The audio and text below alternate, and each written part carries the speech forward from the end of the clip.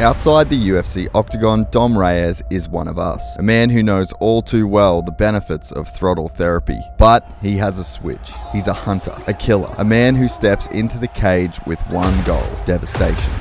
As a lifetime athlete, this once college football captain turned his focus to fighting, and in just 6 years, he ascended to the top of the sport, dismantling the best of the UFC roster, earning himself a shot at UFC Gold. Dominick Reyes pushed the pound-for-pound GOAT Jon Jones to the limit in a fight that still sparks debate. The first 3 rounds, Dominick Reyes was winning. I had Dominick Reyes 3-1. Everything he said, everything he did, everything anybody said about him, I listened, and I beat him. But the road to greatness is never easy. He's taken his licks, suffered brutal knockouts, and fought battles most people will never see, inside and outside the cage. Injuries, setbacks, even a life-threatening health scare, none of it kept him down. Now he's back, stronger, sharper, and more dangerous than ever. And there's only one thing left to do: fight his way back to the top and earn the UFC title that slipped through his fingers by winning the light heavyweight championship of the world. Gypsy Tales welcomes Dominick Reyes to the podcast. Dominick Reyes, ladies and gentlemen.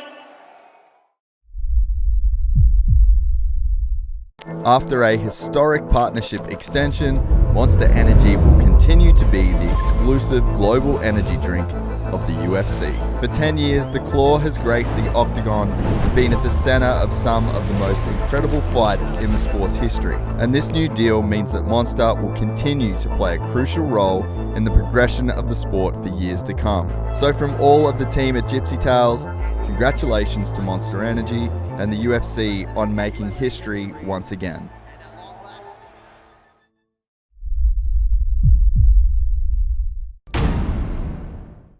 In the cold, it doesn't feel like 100? Yeah.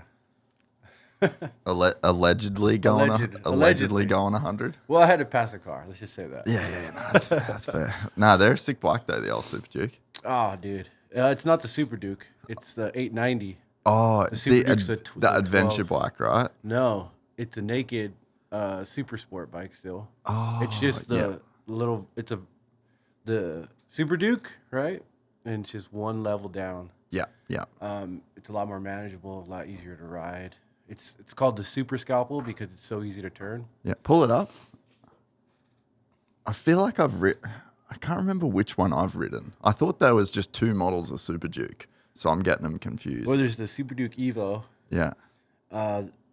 It's the Duke 890R. Yeah, so the 1290 is the Super Duke. Yeah. Yes, okay. So that's Yeah, I was thinking of the same thing, but the 890, and so yeah.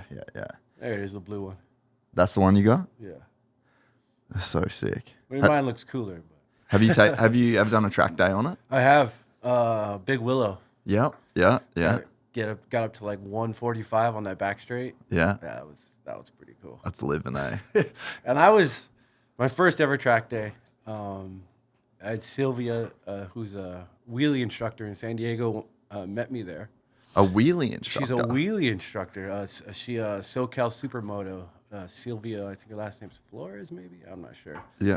But she met me there and then ran me through the paces and like had me follow her line and talked to me about trail breaking and everything. And by the end of the day, I was cruising with Group B.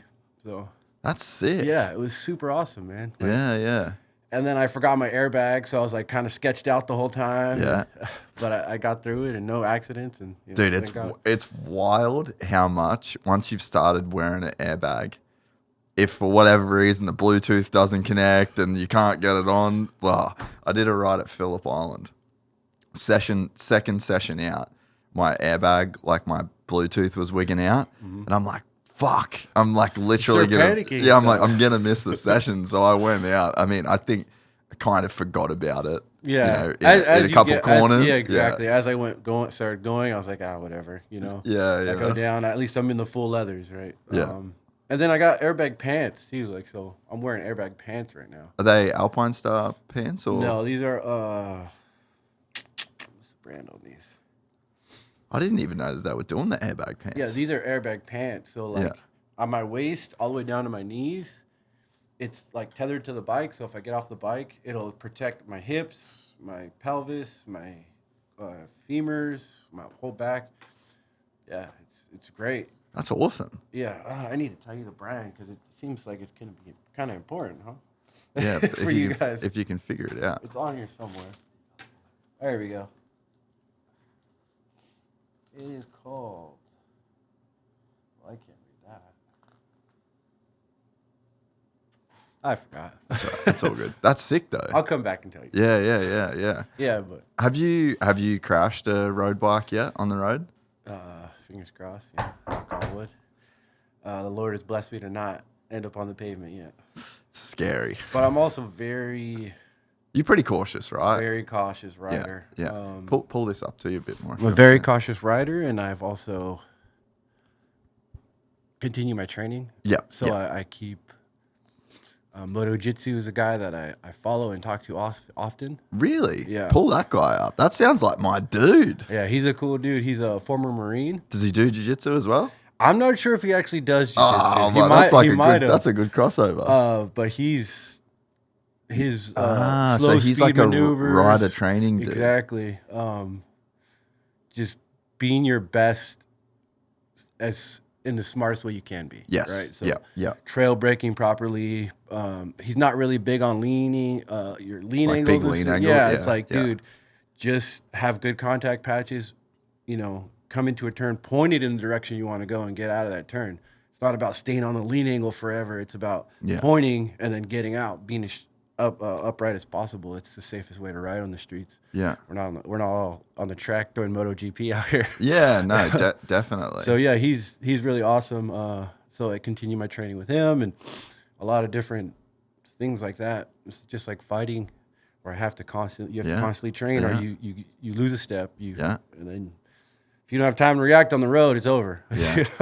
Man, it's funny you say that, eh? Like until I started doing jiu-jitsu, I never really, like, I've ridden bikes my whole life and I never really drilled, and there's like that. It's such a huge part of martial arts. And like when I did martial arts as a kid, but you just, for whatever reason, riding was just like a thing that you did. Like you went riding and you rode. And it's like basically if you go to jiu-jitsu from day one and only roll.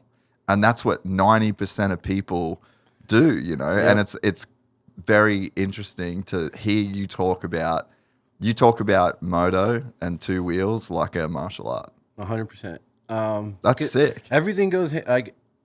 So in my life, I've done a lot of different sports. I played college football. I played baseball when I was a kid. I did track and field, everything, all that stuff, and it all comes down to the same thing: technique is above all. Yeah. Technique above all. You could be the best athlete, you could be the fastest, you could be the smartest guy, but it doesn't matter. If your technique isn't there and you're not drilling the technique, your skills are going to suffer. Whether it's moto, whether it's no matter what it is, anything I've ever done in my whole life. Love that. The more you focus on technique, the more you drill, the more you pay attention to the little things that Details. most people don't think matter. Like, oh, I'm just fast, I'll just get the turn. Well, how exactly are you approaching the turn? Yeah. How's your body position? What are you doing with yourself to make the bike work properly? It's not just going to turn.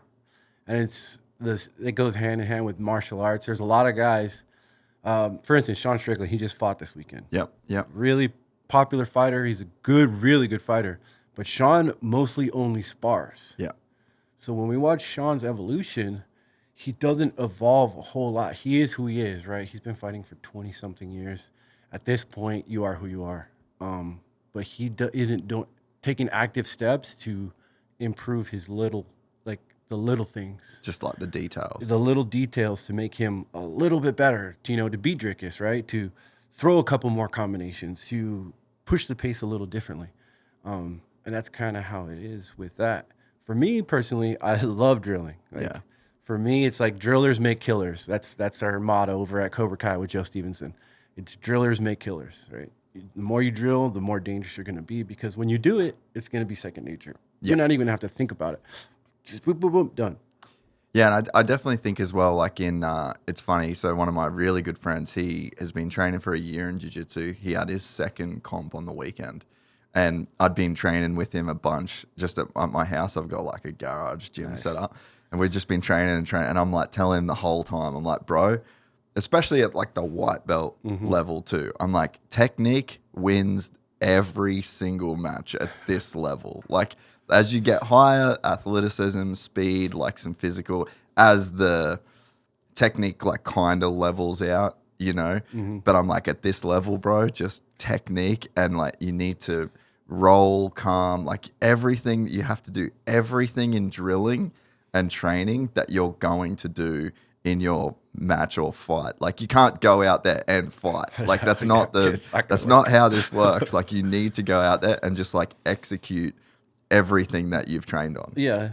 So 100%, bro. A lot of people think, honestly, in the wipeout days, you could get away with being more athletic than people. You could get away with those things. And it's actually kind of the opposite. As you go up, the technique gets so much better, and now your athleticism is kind of nullified. A little. Yep. But if you could put all of it together, right? If God bless you with the athleticism, God bless you with the strength, and you have the technique on top of it, then now you're just a freak, right? Now you're somebody like Gordon Ryan, Nicky Rod, you know, those kind of guys who are just super physically gifted, but then their mental game is up here as well, where they're drilling and training all the time. And like, it's crazy. It's really, this sport is so crazy. Like jiu-jitsu, fighting, kickboxing, it's a lot simpler than people think it is, especially mixed martial arts, right? Especially UFC fight. The hardest part of a UFC fight is the mental. Approaching the fight, coming into a fight strong, going through your camp mentally strong, understanding exactly what you need to do, figuring out who your opponent is and how to fight your opponent. I don't know about most guys. I don't know a whole lot of guys in the industry, but I do know, as a general statement, guys are like, oh, I'll just fight. Like, this is a professional sport, man. We're no longer just back in the day, you know, 1999, 2002, out there just fighting. Right? Now it's athletes coming into the game. Now it's guys that have the proper strength conditioning, started training MMA when they're like 12. You know what I mean? Not just jiu-jitsu, not just boxing, but MMA when they're like 10 years old. Yeah. Coming up in the game. Now their skills are all developed. The strength and conditioning that's come along with like the PI and everything, and teaching all the fighters how to properly do everything. And the strength that you get like from grappling your entire life, dude. Dude, there's I've lifted weights my whole life, right? Yeah. You've been an athlete your whole life. That's been my whole thing. Like, there hasn't been a season of my life where I didn't compete at the highest level that I was at. At something of organized sports. Yeah. Okay. Not just extreme sports, but organized sports. I love extreme sports. That's my supplementation. But dude, so many people, I don't know, man. Sports are a lot simpler than it seems. And all my travels and everything I've done, it's the mental. That's everything. Yeah. You show up and you think you are who you are, then you are. If you show up and you think you're not sure, and I need to prove to myself, then you're gonna go out there and fight to prove to yourself instead of just going and being who you are. It's really crazy, man. It's really crazy. Yeah, dude. And especially combat sports too, you know, like, at least for in the limited, you know, competition stuff that I've done, like, it's so fucking confronting. Like, you're just staring at yourself like, it doesn't matter. None of the people, like, of all the matches that I've ever had, like, barely remember the faces of the people. Their face at all? No, I'm staring at myself, you know, and it's like, it's the most daunting, confronting. Like, even at the weekend, I went to fucking help coach my buddy. Fuck, the anxiety, dude. It's worse when you coach your friends, in my opinion, bro. Fuck, it's just like crazy, the feeling that you go through. And I think it's kind of what you're saying, you know, where it's just like, it's so you versus you. But I also think that, again, at least in like my limited experience, like, you can definitely get to a place, and this is what I think I like learned, that I want to take this to all parts of my life, is like, you can get to a point where you've trained so much and are so prepared that losing would be okay because I'm the best version of myself. I'm like, dude, if this guy fucking beats me, I will walk over there and I will shake his hand because I'm fucking on right now. And if that guy can beat me, then like kudos, because I don't think I could do any better. You're an official martial artist, man. That's the whole basis of martial arts. Being your very best and testing yourself against the best, right? Going out and going into the world as a martial artist, a true martial artist, not as just like, I'm a tough guy, I want to fight everyone. It's like, that's what martial arts is. That's the whole root of it, is going and becoming the best version of yourself and then testing it in competition in a safe space against other competitors who have reached that level as well. Yeah. That's what's so kind of cool about it, because anybody could do it, right? For sure. Like you were saying, the technique is everything, and it is everything. If you have sick technique, you could beat so many guys that are so much bigger, so much stronger, so much faster than you, and you'll just be like, easy. That's a funny thing we do when we get new people in the gym. We're like, hey, and they're kind of like, oh, guys, like, hey man, just roll with Sonia. Man. She's like a 16-year-old girl. She just destroys Just them pieces over them and up. over again, and he's just like, oh man, what's going on? And he's trying his hardest to like muscle in things, and she's just quick and handling business.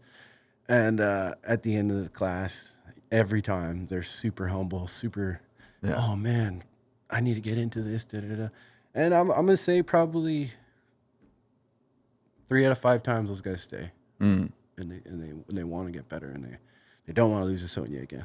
So it's a very humbling sport. It is, because most people, I was gonna mess around in like a pre-fight interview, and they're like, oh, what do you think about this guy? I'm like, as long as he doesn't see red, I'm gonna be okay.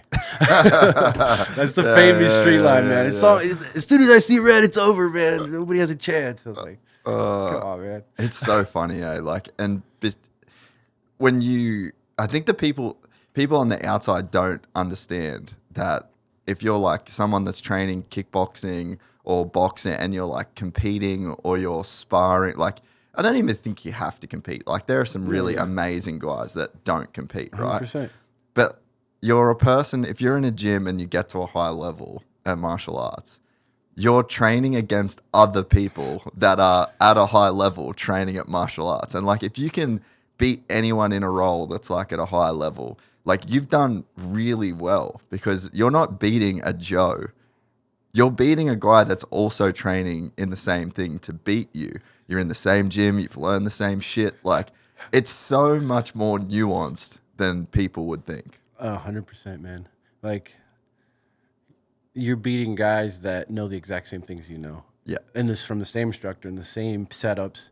And it's so funny, because you'll be rolling with someone who knows your stuff, and you could still get them in that stuff. Yes. Because it happens like that. Yeah. It's like one little grip, and then all of a sudden you're getting choked. And it's those little minor little lapses of concentration for a second. It gets you caught up, man. Yeah. And that's what's so interesting about fighting, is you're getting punched in the face and defending those at the same time. So I think that's why a lot of people like think that fighters aren't good at jiu-jitsu or something, because they get RNC'd a lot and things like that. Basic chokes. But when you're getting punched in the face pretty hard, it's hard to remember the little nuances of the defense. Yeah. That's the reason why a lot of guys get rear naked choked or, guillotine, basic chokes, because there's a lot more to it than just. Well, and I'm assuming that you're having to put your head in a position, like, you're naturally trying to cover up, which is putting you go like in this, the now you're getting choked. yeah, exactly. Like, so, like, let's say you're going for an underhook in half guard, but you're also getting punched in the face. So you're crunch, and it's like, okay, now you're getting darsed. So it's like that's the follow on. It's like, he doesn't suck at jiu-jitsu. He just sucks at getting punched in the face. Yeah, he just doesn't want his face to get broken. So. Everyone sucks at getting punched in the face. Yes, that is 100% it. Man, it's getting punched in the face changes a lot. Dude, for sure. It really does. But even just like your fucking eyes watering, like when you get punched in the nose and you're like fighting back a sneeze. It's like, dude, there's just so many little things. Like, I have the most respect. It's fucking crazy. It's super fucking crazy. There's a lot of luck involved, believe it or not. How so? Because, man, there's thousands of ways to win in an MMA fight. True. Thousands of ways to lose in an MMA fight. The same goes. Yeah. And it's centimeters. It's millimeters. It's just like any other sport where inches matter, but this is even a little tighter of tolerances. Yeah. Where it's like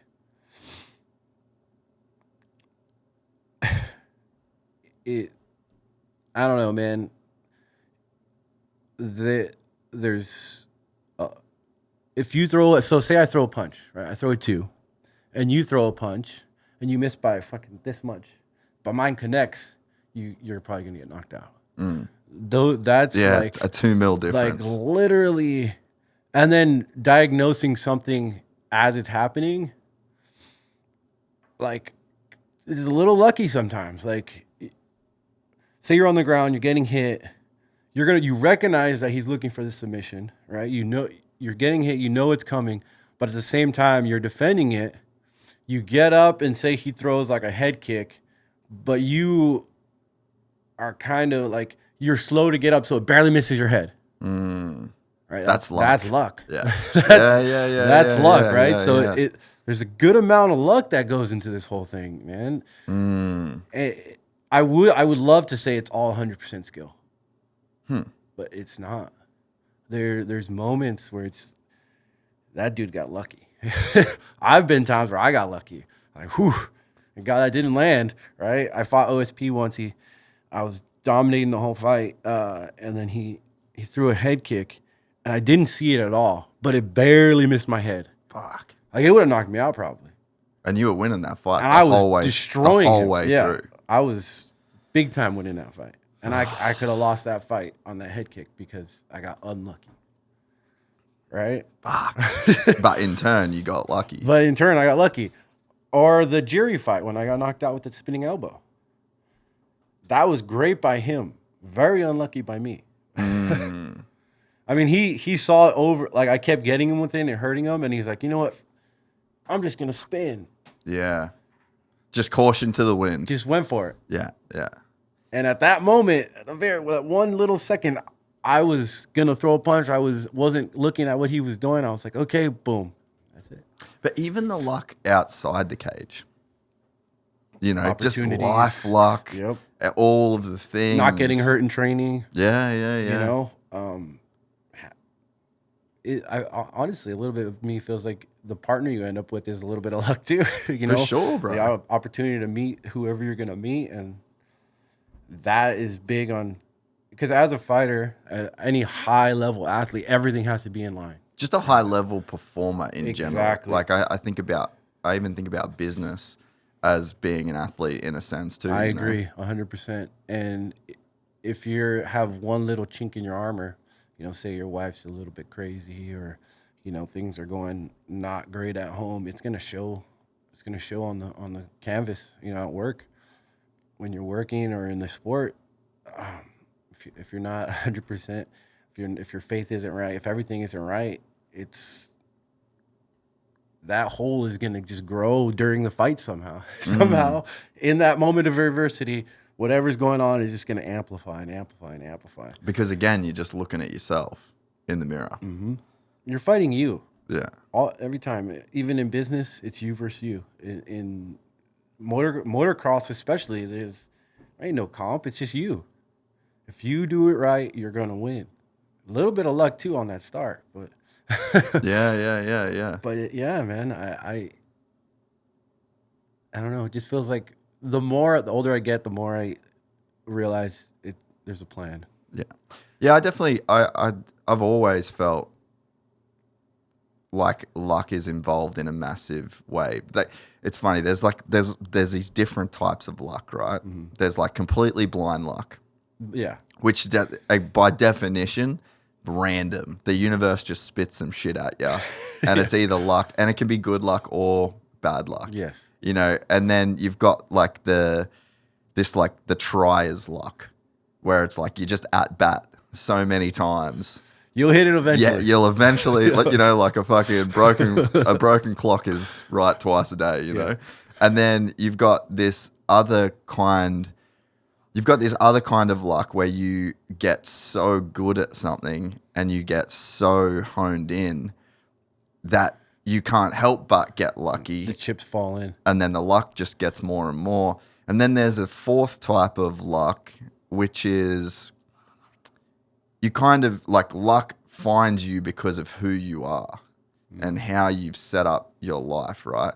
So there's like a good analogy for this. So if you're the best deep sea diver on planet Earth and everyone knows that you're the best deep sea diver, no one can fuck with you, and someone finds a treasure that's deep in the ocean that they can't get to. Now That you get a piece guy's of that. now you start getting other people's luck. Ah, yes. So like luck is, Yeah. I think that if you can reconcile that your life is so about luck and these different types of luck, then you can start to set your life up to become more and more lucky. But in doing that, you have to be extremely humble to not think like, I'm the fucking man, you know, like there's no way it's luck, bro. It's me. I'm yeah, the shit. yeah. So it's like, I think that's probably what like almost stops people from. I would 100% agree with So that. it's like if you can be crazy fucking humble in your life and know that so much of life is about luck, but you can then engineer the way that your actions influence your luck, I think that's like almost a bit of a life hack, you know? Yeah, that's it. I live in the realm of luck number 4. So prepared and ready for anything that it'll end up bouncing my way more often than not. Yeah. You know, when you're so prepared, luck kind of finds you at times. Yeah. Yeah. That's such a sick place to be. It is. And it's a lot of it feels like faith though. Yeah. Right? So luck and faith kind of go hand in hand for me a little bit. Yep. Where it's like that luck is me just doing the things Showing I need to up. do right to prove to the higher power that, hey, I am giving all I can on your behalf. You know, it's up to you or not to bless me with some luck and keep me going on this journey. And that's kind of how I approach it too. Yeah. No, and I think that is a very balanced perspective. Like if you're a person of faith in that way, I think that is like the best way to live. Yeah. Because like so much is out of your control. Dude. And then again to like not have, that's where I think like the humility comes in. Is because it's like you have to be okay with some bad luck. Oh, yeah. And you can't do the why me because you've had some terrible things go And on. You know. honestly, my bad luck has made me more strong, brought me closer to my faith. Because bad luck, good luck, he's there for me no matter what, you know. And the bad luck that happened, I felt like was a lesson to tell me, hey, man, you're not that guy, like you were saying. Oh, I'm the best, blah blah blah. I kind of was going down that road a little bit there from Really? Yeah. After the Jones fight, a little bit, I was a little bit. I'm the guy, you know. I'm the best in the world. I was in the best in the world. Yeah, you know? yeah. But I was just so proud of that, right? And that pride will bring you down, right? There was so many more things. There are so many more things in my life that Define me in a way, yeah. as a man, as a human being. Yeah. But I was making that the only thing that defined me, and it kind of led me on this weird path where I had to learn the hard way. Bro, that's so hard though, man. Like, I mean, I deal with that fucking daily, it feels like. You know, you get into this, your life has like this momentum that it starts to gather, and if it's going the right way, and if it's, you know, like you want to stay in it. Yeah. And you want to, at least like for me, right? So like the podcast, it's this huge project and it's this very consuming and it feels almost like a sport. You know, you feel like an athlete of whatever this project is. Like your project is to be the best fighter in the world. Then I'd have like a project, but it's just a different kind of Absolutely. thing, right? Yeah. And it's like you do well, you start to get this flow, and it's like the more you think about it, the more you just get this like obsession. And if you can't have a healthy relationship with that and have like more balance across the board, fuck, it can go wrong. Like, it's so easy to derail if it goes you, bro. wrong, yeah, a little bit goes. The higher you are. A little bit goes wrong, and you're all of a sudden freaking. Yeah. What happened? How did I get here? Because you put everything into that one thing, and that's what I was doing. You know, I had the Luke Rockhold approach. I don't know if you know Luke's approach, where no family, you know, no kids, no ties, just No balance. just train only. You know, be the selfish fighter all the time. Like, you have to be selfish as a fighter. It's just a fact. Yeah. But all the time. Yeah. You know, and when I lost that, I guess, fighting for a while, what did I have left? It was like I gave everything to it, every single thing I had to it. And when I lost it for a while there, it was like kind of lonely, kind of, you know, like, dang, man, what is this the most important thing in my life? Is this what life is all about? Just fighting for people's amusement and bleeding and losing brain cells? You know, like, is this it? And it's not. You know, I got into And then what are you doing it for? Exactly. Like, am I doing it just to be the best? You know, that was the main reason. And then it started becoming like money, right? Money's always funny, makes you funny. Yeah. And then it started, the money. And then I lost sight of why I was even doing it. Yeah. And then I got with my now wife. Who's lovely, by the way. Thank you so much. And she's really good at grounding me. Yeah. Right. And just telling me, hey, we're here together and this is what matters. And we have our family. That's the thing. No, the most beautiful, the most magnificent, beautiful thing a human being could do is make another human being. And when I get to that phase of my life, then it's, you know, I'm kind of there now. It's like, that's what matters. And love is what matters, right? I feel like God's whole thing is love. If you could learn how to love unconditionally and actually truly love, then that's what he wants you to do. I feel like that's the key, to get that love energy, and then it'll align with the universal love energy. And that's what he wants from us. Not, you know, unconditional, right? Real, true love.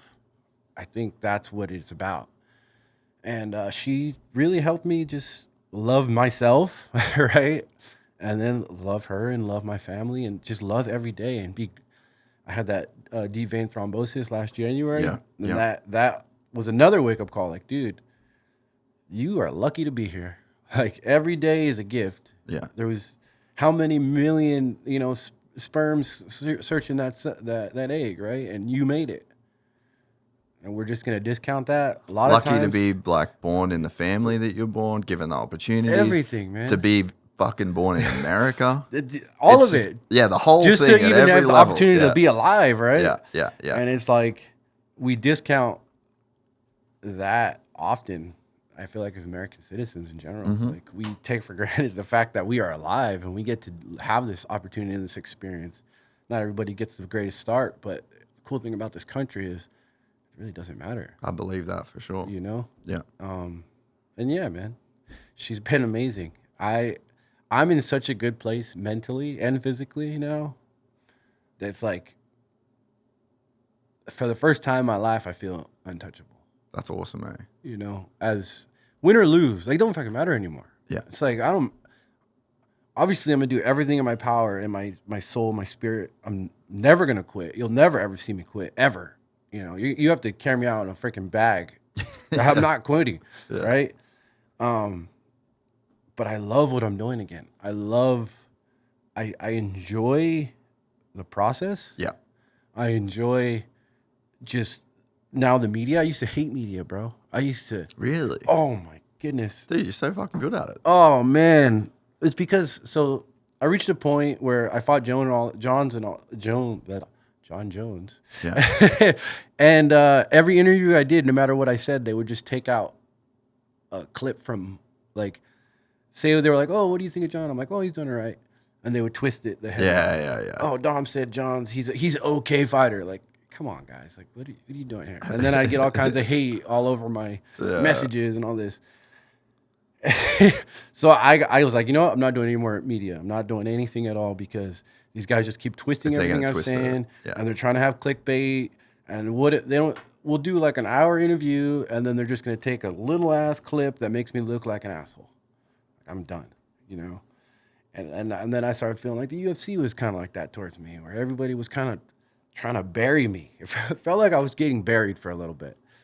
And I was like, you know what, whatever. I don't care about anybody or anything, you know, any of that stuff anymore. Like, I used to care a lot, right? As an athlete, I wanted to be loved and like it's just all the wrong reasons, right? Yeah, you just didn't have your like perspective. I wanted straight to be in a way that professional athlete, right? So I'm a kid growing up in America. You see it a certain way, and you kind of want to be the Wheaties box guy. Yeah, exactly. I wanted to be that guy. Yeah, but that's not realistic. That's not. Well, it's not everyone, healthy, right? It's not everyone's path right? either. Well, even then, look at after the Wheaties guy. Look at Anthony Pettis.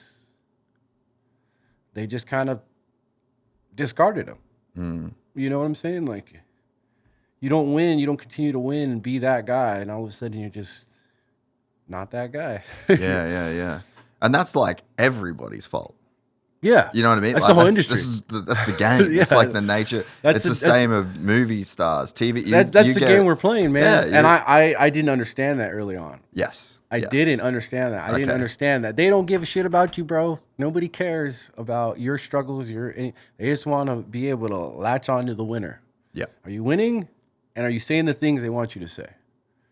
And that was kind of the deal. And once I stopped winning, I saw literally it just evaporated. Everything evaporated. Like, what the heck is going on? Like, I'm still number 7 in the world. Why is it acting like, you know, I'm out of the game? Off, like I'm completely out of the game. Like, what's going on here? Yeah. So I took a step away, focused on my family and what's important, and then just came back, and now I'm really freaking enjoying it, man, because I'm building something for myself and my family. Yeah, it's just bigger than you. Yes. Like, I think that when you do things in life, like there's a way that you can do something for the right reason and the wrong reasons. And I think even like the fact that you were kind of like building this temple around yourself in a way, like it's very easy to give up on yourself. Oh, dude. But it's very hard. Like, think about giving up on your wife now versus yourself. You know what I mean? So like, I think that's actually the utility of having a family and having somebody else, because it's like, it's easier to give up on one person, especially if it's yourself. But if you add like multiple people, it becomes such a, you know, a greater thing than yourself. So there's like more to fight for, you know? So it's like, I get that perspective, like you said, the Rockhold way of doing it. And it's like, okay, I see where you come from, but maybe there's a better way. And it aligns. Like, I think that it's all about making the incentives align, right? So it's like you want to set up your life so by doing this, this, and this, you'll get this result, you know? So yeah, you probably were just young, struggling with perspective on what actually was important, and maybe you just didn't have the incentives aligned in the right way that you do now, you know? That, and I also believe that at the time, I felt like you had to give everything. You couldn't have everything. Oh, you couldn't have balance. I can't have love and be world champion. Right? You can't have a family and be the best fighter in the world. That's what you can only have one or the other kind of thing. That's what I've always... Where'd that come from? Just sacrificing my whole life. Like, I don't know. I don't know where that came from. I think just hearing it from other fighters, and then kind of like my own path where it was like, I went to school in New York and I was by myself. So it was kind of like, I'm a really good football player and all I got is my teammates. I got a girlfriend, but it's a girlfriend, you know? I don't know. It was just like the way it was just like you can't have it all. Just in my experience, you can't have it all, right? Yeah. It's rare that you could be happy and be a fighter. But then I started looking at other guys, other fighters and their lives, like, and like older fighters. Like, Yeah, who were some of the guys you looked up to that? Like, so I looked up to like Matt Brown was a guy I've always looked up to. yeah, yeah. Joe Stevenson, my coach. We had a lot of the same struggles kind of coming up. But yeah, man, I don't know. I've realized now you can have love and be a great fighter. You know? And it probably makes you a better fighter if you use it the right way. I honestly believe it does, because I'm just calm and level-headed now. Like, I don't worry about things that I used to worry about. All the little details that I used to really freaking stress out about. Like, yeah. oh man, I gotta have this training partner, or this, I gotta do this much training. Oh man, I didn't run enough, or all this and this. It's like, now it's all scheduled out, and like if I'm feeling kind of crappy today, it's okay to take the time off, right? It's okay to recover for this day instead of just driving through it and go. Pain makes you stronger, sacrifice makes you stronger, all those things, which it does, but To a point. to a point, exactly. Yeah. I'm at the point in my life and career where I know what I need versus there's no need to overdo it. Like when you first get a student or something, and you have to make wax on, wax off, and they have to do all this hard stuff to learn the principles, right? You have to learn the principles. Yeah. And I've far exceeded just the principles. So now I understand what it takes to be great. I know what it takes to be world champion. I know the hack where you don't have to be the best fighter in the world. You just got to be the best fighter in the world that night. And I don't have to be the best fighter. I just got to be better than you. Yeah. So I just have to neutralize what you're great at and put you in positions where I'm better. Like it's this weird formula. Like you said, it's just not as hard. Yeah. It's like insanely simple and insanely complicated at the exact same time, and you've got to have an understanding of both. 100%. And then be aware of, well, this could happen if this happens, and just having little plans and everything, Yeah. I don't know, man. I'm happy. It's weird to be happy. It almost feels like I'm doing something wrong. Yeah. From a lifetime. But that's a tough life. Like I think that's living a hard life. Yeah. You know what I mean? Like I think that, you chose to be a competitor as well your whole life, and just to be like judged on results and judged on performances and just like the personal, I don't know, like what you would have had to mentally go through just every single weekend from a kid. Like I could understand how that weighs on a person. You know? It was a great upbringing, great life, and everything. But constantly being in that mode of being the best on the team. You have to perform. You have to throw strikes. You have to, get interceptions. You have to you have to carry this team. Be the leader. I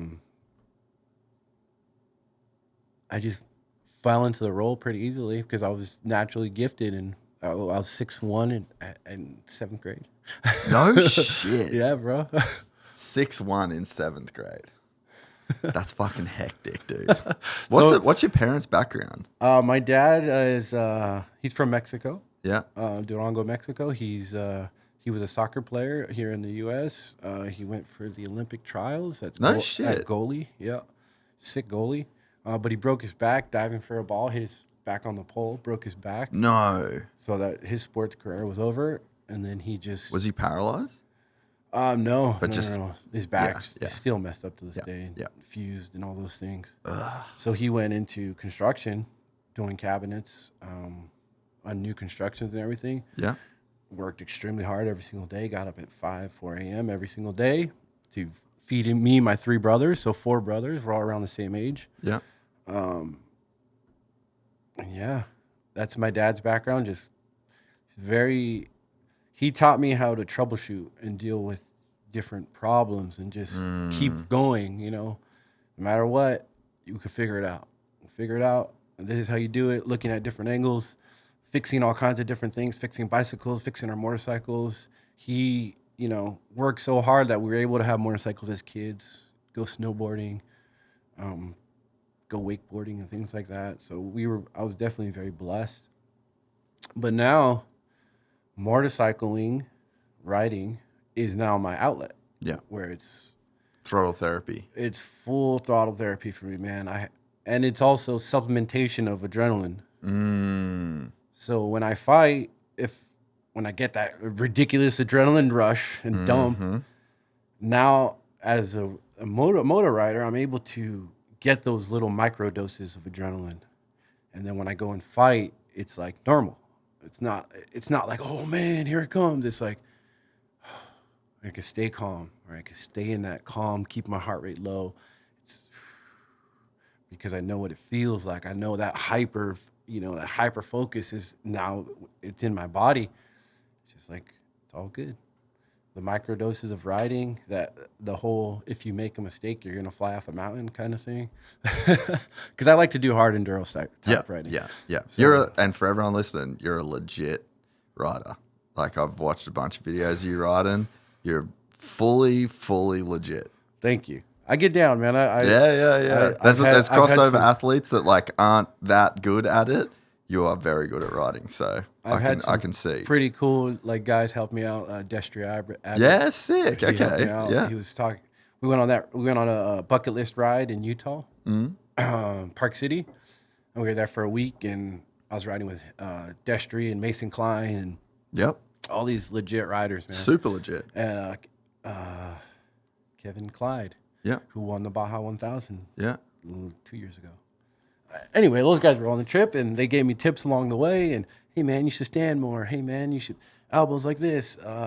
Head over the license plate. I mean, not over the front number plate. Yeah. All those things because I was primarily mountain biking before that. Downhill mountain biking. So it would be a lot of sitting more than standing. So then it was kind of like, oh, I got to stand more. Okay. So then I started standing, and then that's exhausting because standing for 4 or 5 hours is pretty tough.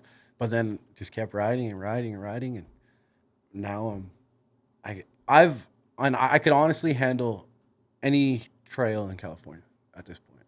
Yeah. Like I did the Big Bear Trail Riders Hard Way. That was super difficult, 200 miles, but I didn't finish it because I got a flight and I ran out of time. But did you have tubes in? At the time I was running tubeless. Yeah, you ran Moose. I was running tubeless. Oh, tubeless. You got to run Moose. Oh, I'm running Mooses now. Yeah. I learned my lesson.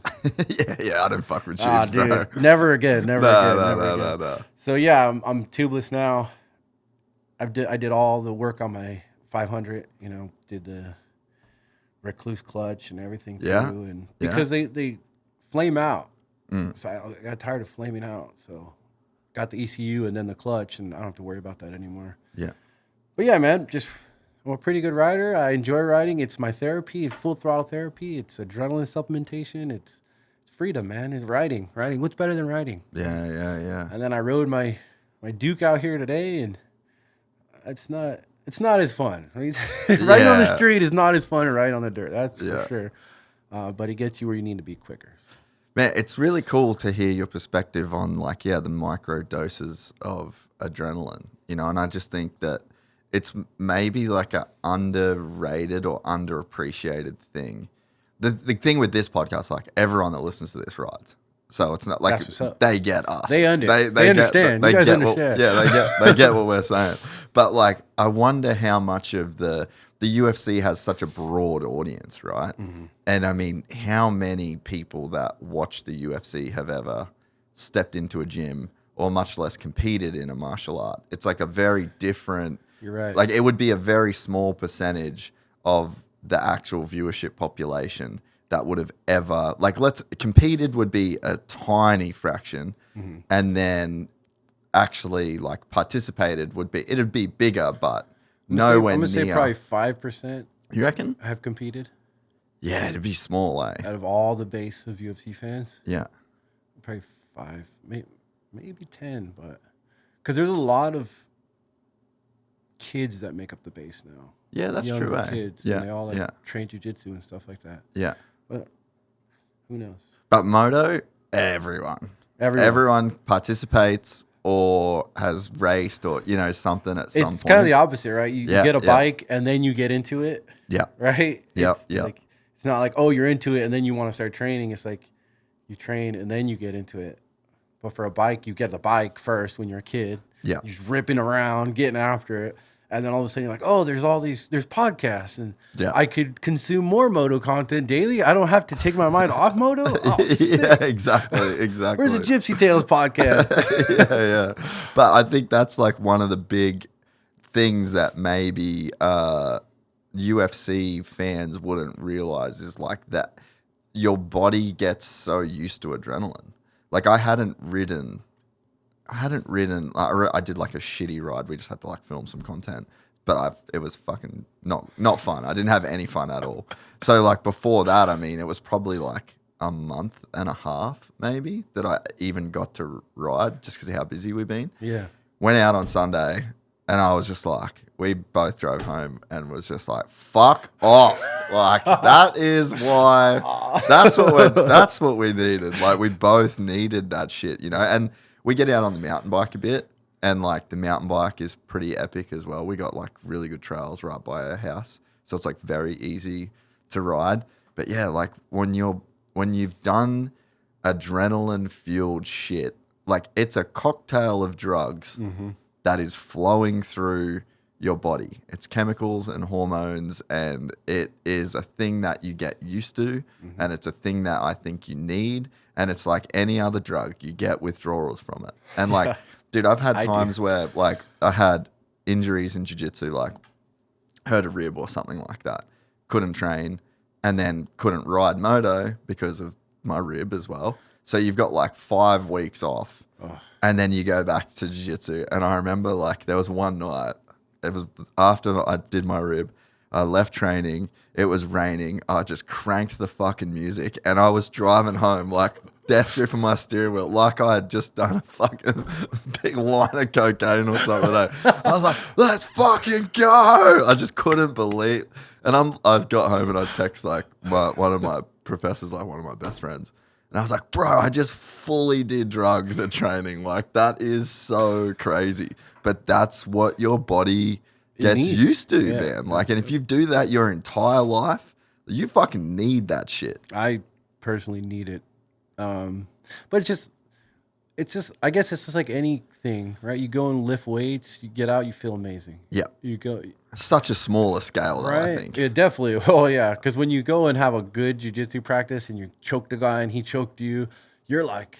And it's just war. Sometimes I'll come out of jiu-jitsu practice and I can't go to bed till 1 o'clock in the morning. Yeah. Because I'm just. Replaying the roll, every roll, and then I'm like pumped up still and excited about it, and yeah. Even now, yo, dude, almost every day still. Fuck, I love that. I remember when I first started, dude. The first few weeks, because I started and just was like I was just one of those dudes, and I remember like fuck, I feel like the first 2 months, dude, I was going to bed every night at like 3 o'clock. I was fucking jacked. Because you get out like what, 7 o'clock? You get out, like 7, 8 o'clock. Yeah, and then you're just you eat, and then that gives you more energy, and you're like, oh god. But just replaying roles and positions, and then like looking shit up on the internet. How can I get better? Oh, how did he get me here? Obsessed, and then you end up down all the way at the bottom of the rabbit hole. yeah. Not as much these days. I feel like I've kind of like leveled out. But it's cool that even at your level, you still get that. Oh, especially in camp, man. In camp, everything is super, extremely under the microscope. So like, I'll have it like yesterday. I sparred and did some jiu-jitsu and then lifted weights. Very good. And right after the sparring, because we film everything, you know, highest level you have to film and look at what you're doing and everything. Immediately after sparring, we started watching film.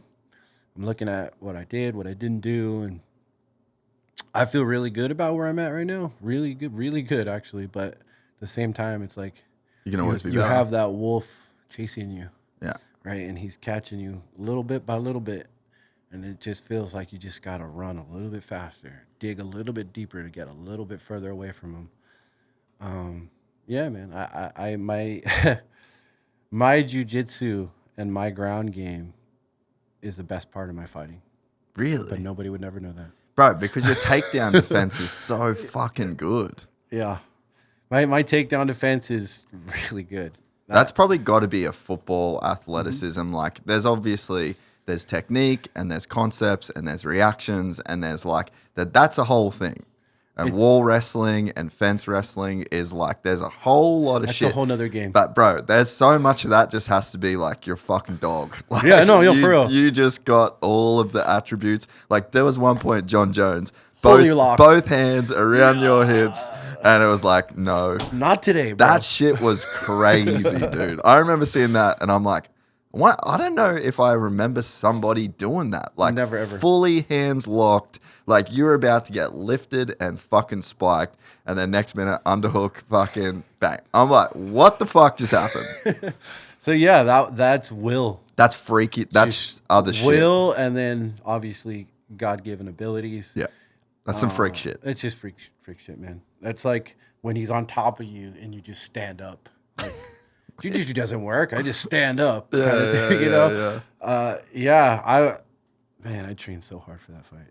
That fight was the culmination of my entire career. That was I'm gonna fight Jon. When I first got into fighting, before I even fought a fight, I'm gonna fight Jon Jones and I'm gonna beat him, and then we're gonna go from there. But you pick like the hardest. That was my entire goal, man. That's just, I mean, that's Because the goal. honestly, I was like, I could beat this guy. I'm mentally stronger than him. I'm physically stronger than him. He's an amazing fighter, a scary looking guy, but I'm better. I was kind of crazy in my analysis of that opponent. So I looked at everything. I looked at his childhood. I looked at his high school sports. I looked at his JUCO. I looked at his wife. I looked at his kids. I looked at everything. I looked at everything and who he was and how he lived his life. That's crazy, dude. And I followed him all the way until the fight. Everything he said, everything he did, anything anybody said about him, anything that any of his family said, I listened. And I dialed in exactly who he was and exactly. And I beat him. I obsessed about it for like a year and a half. That's crazy, dude. Yeah, it was really crazy. I looked at What did you learn in that experience? So I learned about Jon. This is my opinion. Okay, so I don't know. People are gonna say whatever they want, but growing up, he was the runt of his family. Right, his brother Chandler Jones, NFL superstar. His other brother, I forgot his name, but he's also NFL superstar. Was it Chris? Chris, I don't know. Yeah. Okay, NFL superstars, big guys, varsity football players, varsity everything. Jon was not. Jon didn't make the varsity team in football. Jon wasn't good at anything. He was kind of the one that was like, you know what I mean? Yeah, like the black sheep. So he had something to prove. That's why he fought with so much vigor and so much power, proving something. No, I'm just as good as my brothers. I'm better. I'm going to be more famous, you know? And that's kind of what drove him through his career, I believe, in my personal opinion. I can see it. And that's why when we fought, he was said, oh, Dom's a privileged athlete, 4.0 student guy, like trying to make it a bad thing that that I got a college degree and I'm good at, and I was blessed, right? So that to me told me that he was insecure about who he is versus me. And then he told me, during the press conference, he said, I'm reading this book, Relentless, by Tim Grover. I'm like, oh yeah, I read that book a bunch of times. And I'm actually friends with Tim. And I saw his face change, like, what the heck? Like, bro, I'm levels ahead of you. Like, I'm levels ahead of you.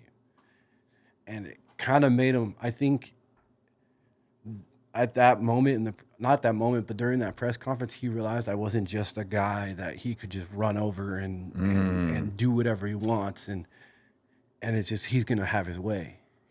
He thought he was going to do that. And then he started talking to me and hearing me talk and hearing my conviction and hearing my journey and how convinced I was that I'm going to beat you. Like, this is my destiny, bro. Like, I don't care what you say or who you think you are. I'm better than you.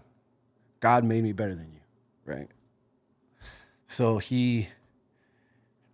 and that's how I broke him down. I looked at all his decisions he made, the wrestling, what his roommates said about him in college and things like that. And then it was kind of messed up because former training partners and coaches that he worked with were like trying to contact me into like, hey man, I know Jon's schedule and all these things you want. I'm like, dude, I don't know. I'm going to do this straight up. Really? Yeah. No shit. I'm going to do this straight up. I don't need your guys', the intel. And the inside information because everybody wants to see Jon lose. But I'm like, dude, I'm doing this myself. I don't need you, random person who I don't know at all, and trying to tell me. I don't know if this is legit information anyway. Like, but the fact that you're trying to do this to this guy is even more. You're more of a dirtbag than him. Like, what's wrong with you? Yeah. So people are reaching out trying to blah blah blah, and I'm like, nah, man. Like, I'm gonna do this. It's crazy, right? Yeah. This industry is crazy. That's why, like, now that made me be like even more closed door policy. And not letting new people in and not, telling people how I operate because they'll turn on you quick. Immediately. People have the ability to turn on you like that. Yeah. They had a falling out, him and this guy. So this dude was trying to, I don't know what he was trying to do. Obviously trying to get him to lose by helping me, but I'm not going to take your advice and then, oh yeah, this guy helped me. Like, get out of here, dude. Like, yeah. What are you doing? Yeah. But yeah, Jon. That's what I learned about Jon. I learned that he's motivated by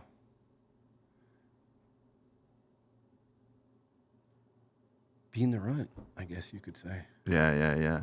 Like, that's been his motivation throughout most of his career. That's such a valid motivation. Oh, big time. Big time. Like that. And then like taking out, like he takes pride in taking out guys that were blessed. Yeah, like the Daniel Cormier. That's why he hated Daniel so much. Yeah. Exactly. So I looked at all those interviews. I looked at everything. I looked at all of it and I've just analyzed this man as a human being. And what is his motivation? What makes this guy tick? And that's what it is. That's so deep, bro. Right? Was that the last guy you ever did that? Is that like a common thing? That was the last time I did that. Well, and then Anthony, I did that because I usually did that. I did that all before all the other fights. Like, as much information as I could get, I would get, and then just kind of because knowledge is power, right? Exactly. You create a profile. You figure out, what could break this guy? What could make this guy keep going? What can I say in interviews to get him to think we're gonna maybe be friends? Oh, it's the art of war, bro. Right? Like, it's the art of war, dude. So it's exactly that. It's the art of war, man. And then if you look at my Instagram, I don't release anything, no training stuff. I know people probably get mad because they want to see me, hitting mitts or doing what I'm going to do. But the less you know about me as a fighter and as your comp, all you could do is create a scary ass monster in your head that's just chasing you every night because you don't actually know what I'm doing. Am I running 10 miles a day? Am I running 20 miles a day? Am I lifting 500 pounds? Am I hitting mitts faster than Tyson in his prime? You don't know what I'm doing. But your mind could create what I could possibly be doing. And then you look at what I do to other people. You're like, oh, man. He could do that to me. He could do that to me, but worse if I'm not ready, if I'm not doing this. So maybe you're overtraining. Maybe you're undertraining. It's a whole head game that it's the game, man. Fuck, that's so heavy, dude. Like, I mean... And that fight with Jon, I mean, obviously, like, the decision doesn't go your way, right? Yeah. But so, like, let's just fully put that completely off to the side. Okay. Jesus, what a fucking performance, dude. Like, performance of my life. Just to throw that straight left that you threw instantly and what followed up by a knee, I think. Like, he tried to clinch pretty well straight away and then bang a knee. I threw it straight and then he tried to clinch because he's like, this dude's coming in hot. He's like, I need him hard. Yeah. And then he's like, he broke. Oh, man. I just kept coming. Yeah, and you just stayed on it, bro, that first round. And there was... 2 judges had me losing that first round. How, dude? I don't know, dude. Fuck. That sucks. It's one of those things where, like, you could spar with, you've trained with people, right? You've done those things, and you know who wins. Yeah. It doesn't have to be a judges. You know who won. Yeah. He knows who won. I know who won. Well, I mean, he's even said in interviews that for post. Yeah, he thought about quitting. Yeah. Yeah. See? That's crazy, dude. And I mean, it also like. It's crazy that he didn't. Amazing to him. Yeah. You know what I mean? Like takedowns in the fourth and fifth. I mean, I think if you had to play the judging thing, that's probably what the fourth and fifth was the deciding factor and I think it was just takedowns. Well, judging wouldn't, even though the new judges wouldn't count those. I was going to say, even though there were takedowns, but not a lot with the takedowns, like technically they were takedowns, and then you add those in like to play that side. That's probably right or wrong what went down. That was definitely the easy justification for sure. Yeah. But 1 through 3, I don't know what they were talking about. One guy was talking about. One judge said, "Well, Reyes never took a step forward, and how could you win a fight if you don't take a step forward?" I feel like it was the whole thing was what just are you like talking about? It's called setting someone up and moving them into your strikes, into your range. Right? Like I moved him into my punches and punched him when he got there. Just because I'm moving doesn't mean I'm running.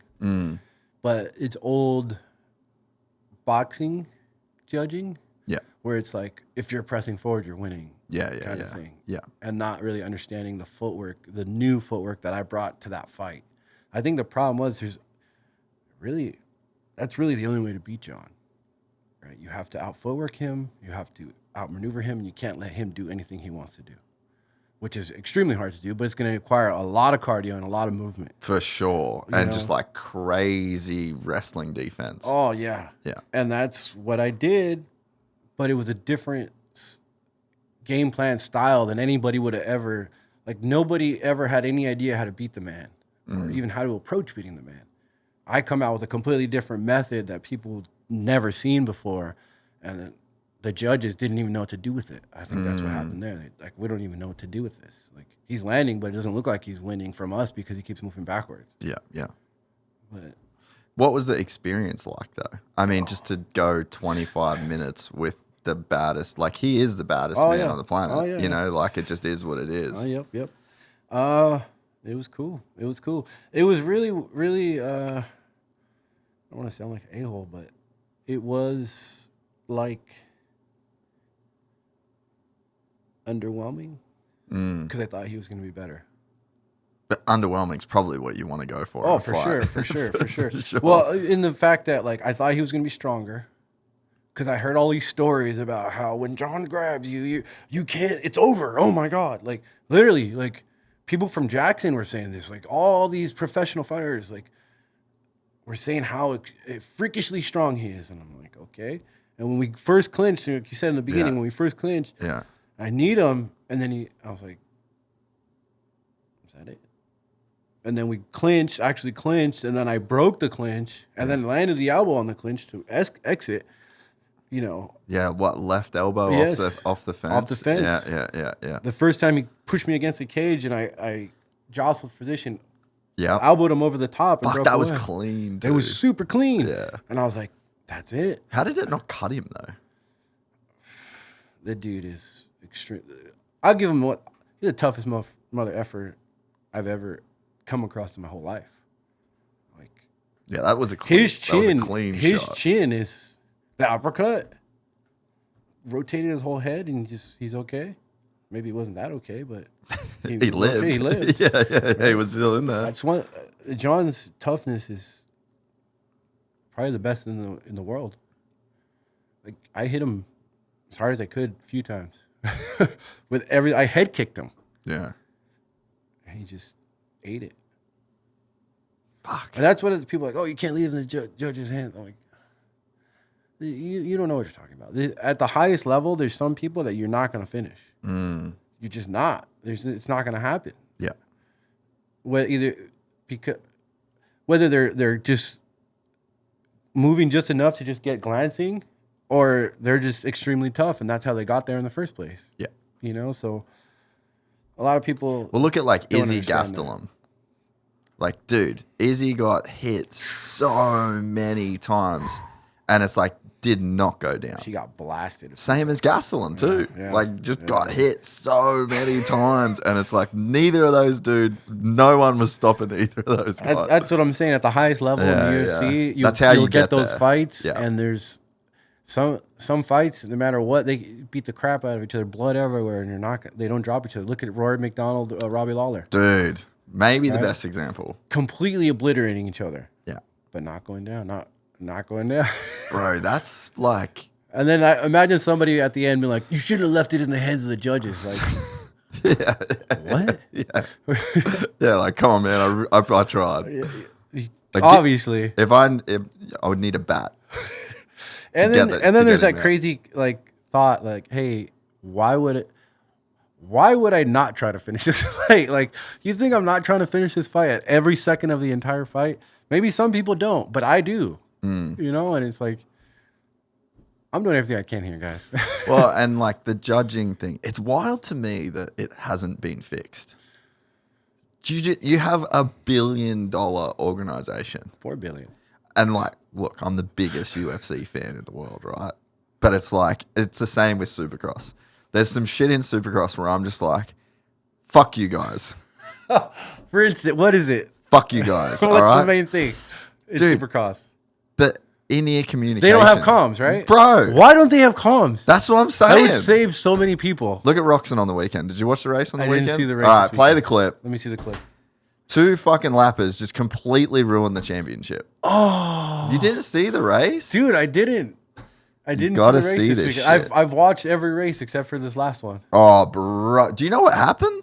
I don't know. I know Malcolm won, Oh, my God. but I don't know what dude. happened. Let me see. That's heat. Nah, go won. all. Yeah. Griff will find it. What's that? Yeah, let's go straight to it. I mean, actually, Feld will let us play this.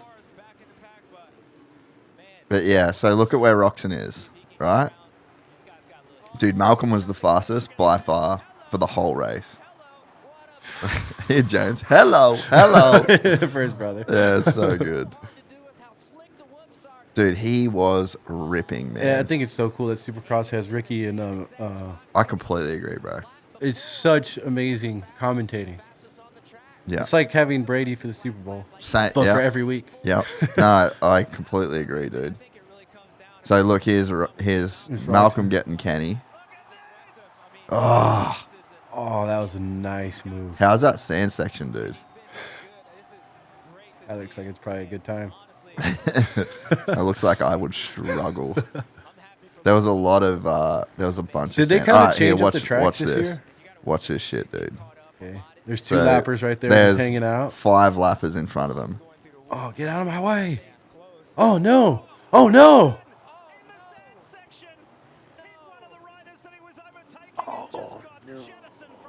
Championship over.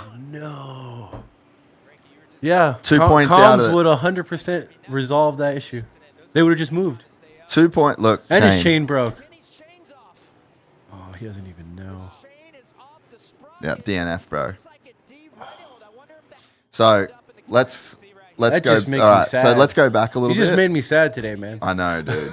Like I was having a good day. I was devastated, bro. That's terrible, man. So look at this. You got a group of lappers. Yep, those 3 guys. Yep.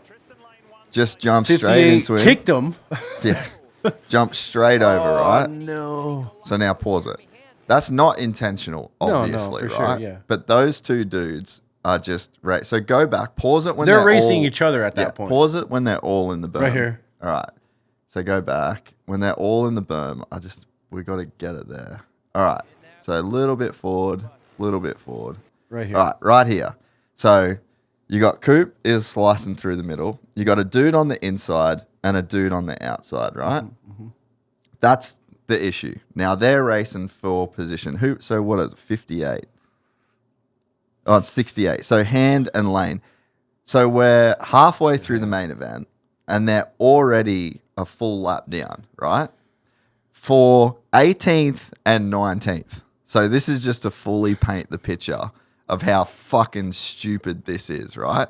You have a dude that is second in points by 2 points and he is currently fourth in the race battling for a podium position. Jeez. You have a guy on the inside and the outside racing for position. So you get Kenny coming up on those guys. This is all it takes. Race control, lane, hand, pull to the right. Don't gain. Don't get a position. Pull to the right. Both riders on the right. Ken can hear that. Mm-hmm. They can hear that. Ken knows where they're going. They know where they're going. Smooth.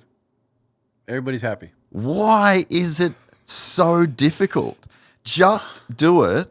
Like, there's all these arguments of like, oh, it would distract the riders. I'm pretty sure if you said to Ken Roxon right now, dude, you have avocado on your helmet. Like, you run the comms. Nobody's getting distracted by instruction. No one is getting distracted. Nobody's getting distracted. If you said to Kenny right now, hey, would you do, if you could go back in time and have in-ear comms that told those guys to get to the right, you could hear it, they could hear it, no one's talking back, no other shit, would you do that? Yes. I think every single rider in the field would say yes. 100%. What's the holdup? Hey, what's the holdup with the judges? Well, that's a little harder. Maybe it's a little bit of a harder issue. That's a training thing, and then there's it's the thing with judging is it's a state by state thing. All right, let's scrap that. So if we're fighting in Miami, we're gonna have Florida judges. If we're fighting in Colorado, we're gonna have Colorado judges because the athletic commission for those states is sanctioning body for that state. It would be cool to have a universal thing and then have a set of judges and things for, just UFC. If we did just UFC judges who judge that would be cool. But I mean, that's how it should be. Again, $4 billion. It's bigger than boxing. I don't know, man. Because they don't pay the judges real well. Mm. Like it should be a job. It should be a full job, right? Yeah. Where it's like if you're judging, you shouldn't have to worry about all kinds of other crap because you have literally people's entire lives in your hand. Yeah. But it's the same there, like you think about how much someone could get hurt. Is it Supercross that's in charge of all that? Who's in charge of all that? I think it would literally just be the problem is you've got AMA, so that's like the sanctioning body, right? Mm-hmm. And then they're the ones that like make the rules and officiate the rules. But man, if you're Feld, which is the owner of Supercross, you just go like, hey, we're fucking doing this. But there's so many problems, and it's like way bigger, and I go on all these different rants about it. Well, I'm sorry to interrupt. No. But doesn't AMA sanction like the Hare and Hounds and the enduro races too? Yeah. And like the Baja races too. So like they have a lot of problems there. And I think the biggest problem is comms. Yeah. Like because the trophy trucks don't have comms with the bikes, and the bikes go right before the trophy trucks. Bikes get ran over every year by trophy trucks. It's like, hey, there's a bike in front of you. It shouldn't be that hard. Shouldn't be that hard, right? But this is just like literally they go, hey, you got to have this system. You can't race without it. So they're saying it's universally, these are the rules. You can't have any extra like clip-ons or nothing. Yeah, right now it's just illegal to run in-ear communication. It's illegal right now. Yeah, but it should just be a thing where it's like you can't race without it. Yeah. Like it's like the ejector systems. Have you seen those where they basically like pull up on the screen like that helmet eject system? So like this is awesome, right? They made this rule where you basically, if you're in a crash and it's like a spinal injury, right? Mm-hmm. So you can't just pull a helmet off if someone's got a broken neck. You'll hit the cord, whatever. It way worse. Yeah. So they have this like, play that. So they have this thing called the eject. Turn the audio down. But yeah, see, it's like this little fucking pump thing, and it basically like pumps the helmet off the head. Oh wow! Can you so find it fills up like a bladder and pushes. Yeah, and it just pushes the helmet off from the top of the head. Doesn't put any pressure like that's a really pull. Cool idea. Yeah. So it's like they made that. So yeah, it's just like a little valve, right? So you can't race Supercross without a helmet unless you have one of those. Okay. And so it's just like that's for safety. Yeah, simple. That's easy. rider safety. Yeah. But even think about not even safety, but just like the way that you could just stop the championship being ruined. Like you want to have this fair championship and you want to have everyone be as informed, and You know, like there's guys all the time that are getting docked points because they jumped on a red cross flag, and then they're like, "I didn't see the red cross flag." Like we're just doing this. Flag out, flag out. Yeah. Just like in Sector Formula 2. 1. Yeah, Sector 2. Yeah, same as Formula 1. Yeah. Easy. Yeah. Come on, guys. What's going on here? Frustrates the absolute shit out of me. But it's also a thing too where it's like you've got 100 dudes entering, 20 of them or 15 of them actually get paid and are the high level guys. It's like having a half court basketball competition behind Madison Square Garden and taking the last 3 dudes to play the Lakers, and you know what I mean? And you're just like, you're doing a half court game out the back to get the last 3 guys on the team. Like, we should be past this as a sport. Or like the UFC going into the parking lot and being like, righto, the first 2 prelims, going to be 6 dudes from the parking lot. Get in there and fucking throw hands, boys. We should be past that, right? And it almost feels like we're reverting a little bit, man. For sure, dude. It really does. It's like, so the UFC fought really hard to not be a spectacle and to be considered a legitimate sport. Right? Yeah. Really, really hard. Yeah. And now they're to be a spectacle again because they'll get more viewers. Yeah. Because social media, the way it all works. Yeah. It's just unfortunate. That's one thing with the judges. For like every bad decision, how many good decisions are there? So it's just like it's crazy because it's like a night by night thing. Yeah. Right. So when you first start watching the fight on fight night, you start with the prelims. Like, oh my goodness, they're already starting with their judging. Yeah. Yeah. Freaking second fight of the night, and it's clear robbery. Yeah. This is ridiculous. And then it keeps going until the main card, and the main card. Oh, people didn't watch the prelims. Now they're, oh, what the heck's going on with these judges? Da, da, da, da. I feel like if they're doing a bad job in early, bring in a new guy, or girl, or whoever's more qualified to do the job. Yeah. Right? I thought we were getting away from DEI hires over here. Let's get it back to merit-based, guys. Let's go. Yeah. But yeah, I mean, to play devil's advocate, it's like to fix that whole thing, the investment and the time and it's like if you just do the broadest pool of fights, let's say you get 10% that are just like ridiculously wrong, then the other 90%'s all right. They're You're good just with like, those numbers. It's not worth it. Maybe cost you the biggest win. It's only one guy's life. Who cares? Yeah. We got other things to worry about right now. Yeah. But I mean, as a business, it's like if you own a shipping company and 2% of your packages get shipped to the wrong person, and you got to refund them the money, and it's like, that sucks. It's not terrible though. But you're just like, fuck, we'll be all right. It is what it is. We still cleared this much. Yeah, So. And I think that's business, that's human net. So like, I kind of get it. No, I get it too, but it sucks, bro. It sucks. It just sucks. Yeah. But cool thing about it, whatever happens, and it happens, but I still have I'm still going, right? I'm still alive. I'm still fighting. And probably better for it in so many other ways. Like, I mean, I wonder, like, you play the tape forward, you win Jon Jones. You said you're already on, like, kind of a weird path in life. Imagine what happens to Dom Reyes if you win that fight and become the champ. Dom Reyes is traveling the world. He wins that fight and just partying with people he shouldn't be partying with and doing things he shouldn't be doing. All of a sudden, I'm hanging out with McGregor on his yacht, and who knows? Yeah. I'm challenging McGregor to a left hand, punch off or something crazy. Yeah. But I mean, that's a whole nother thing too, right? It's just like maybe there is again a reason that happens, and because my mom always tells me, she's told me since I was a small boy, because I've ran into adversity since I was a child. Everything happens for a reason, son. Yeah. Everything happens for a reason. God has a plan for you. And you just have to wait. You have to have the patience and humility to wait long enough for the decision to play out. Yeah. Or it's just mainly the humility. Like you said, it's the humility. Whatever decision happened, whatever way it went, it's the humility to say, okay, do I grow from this?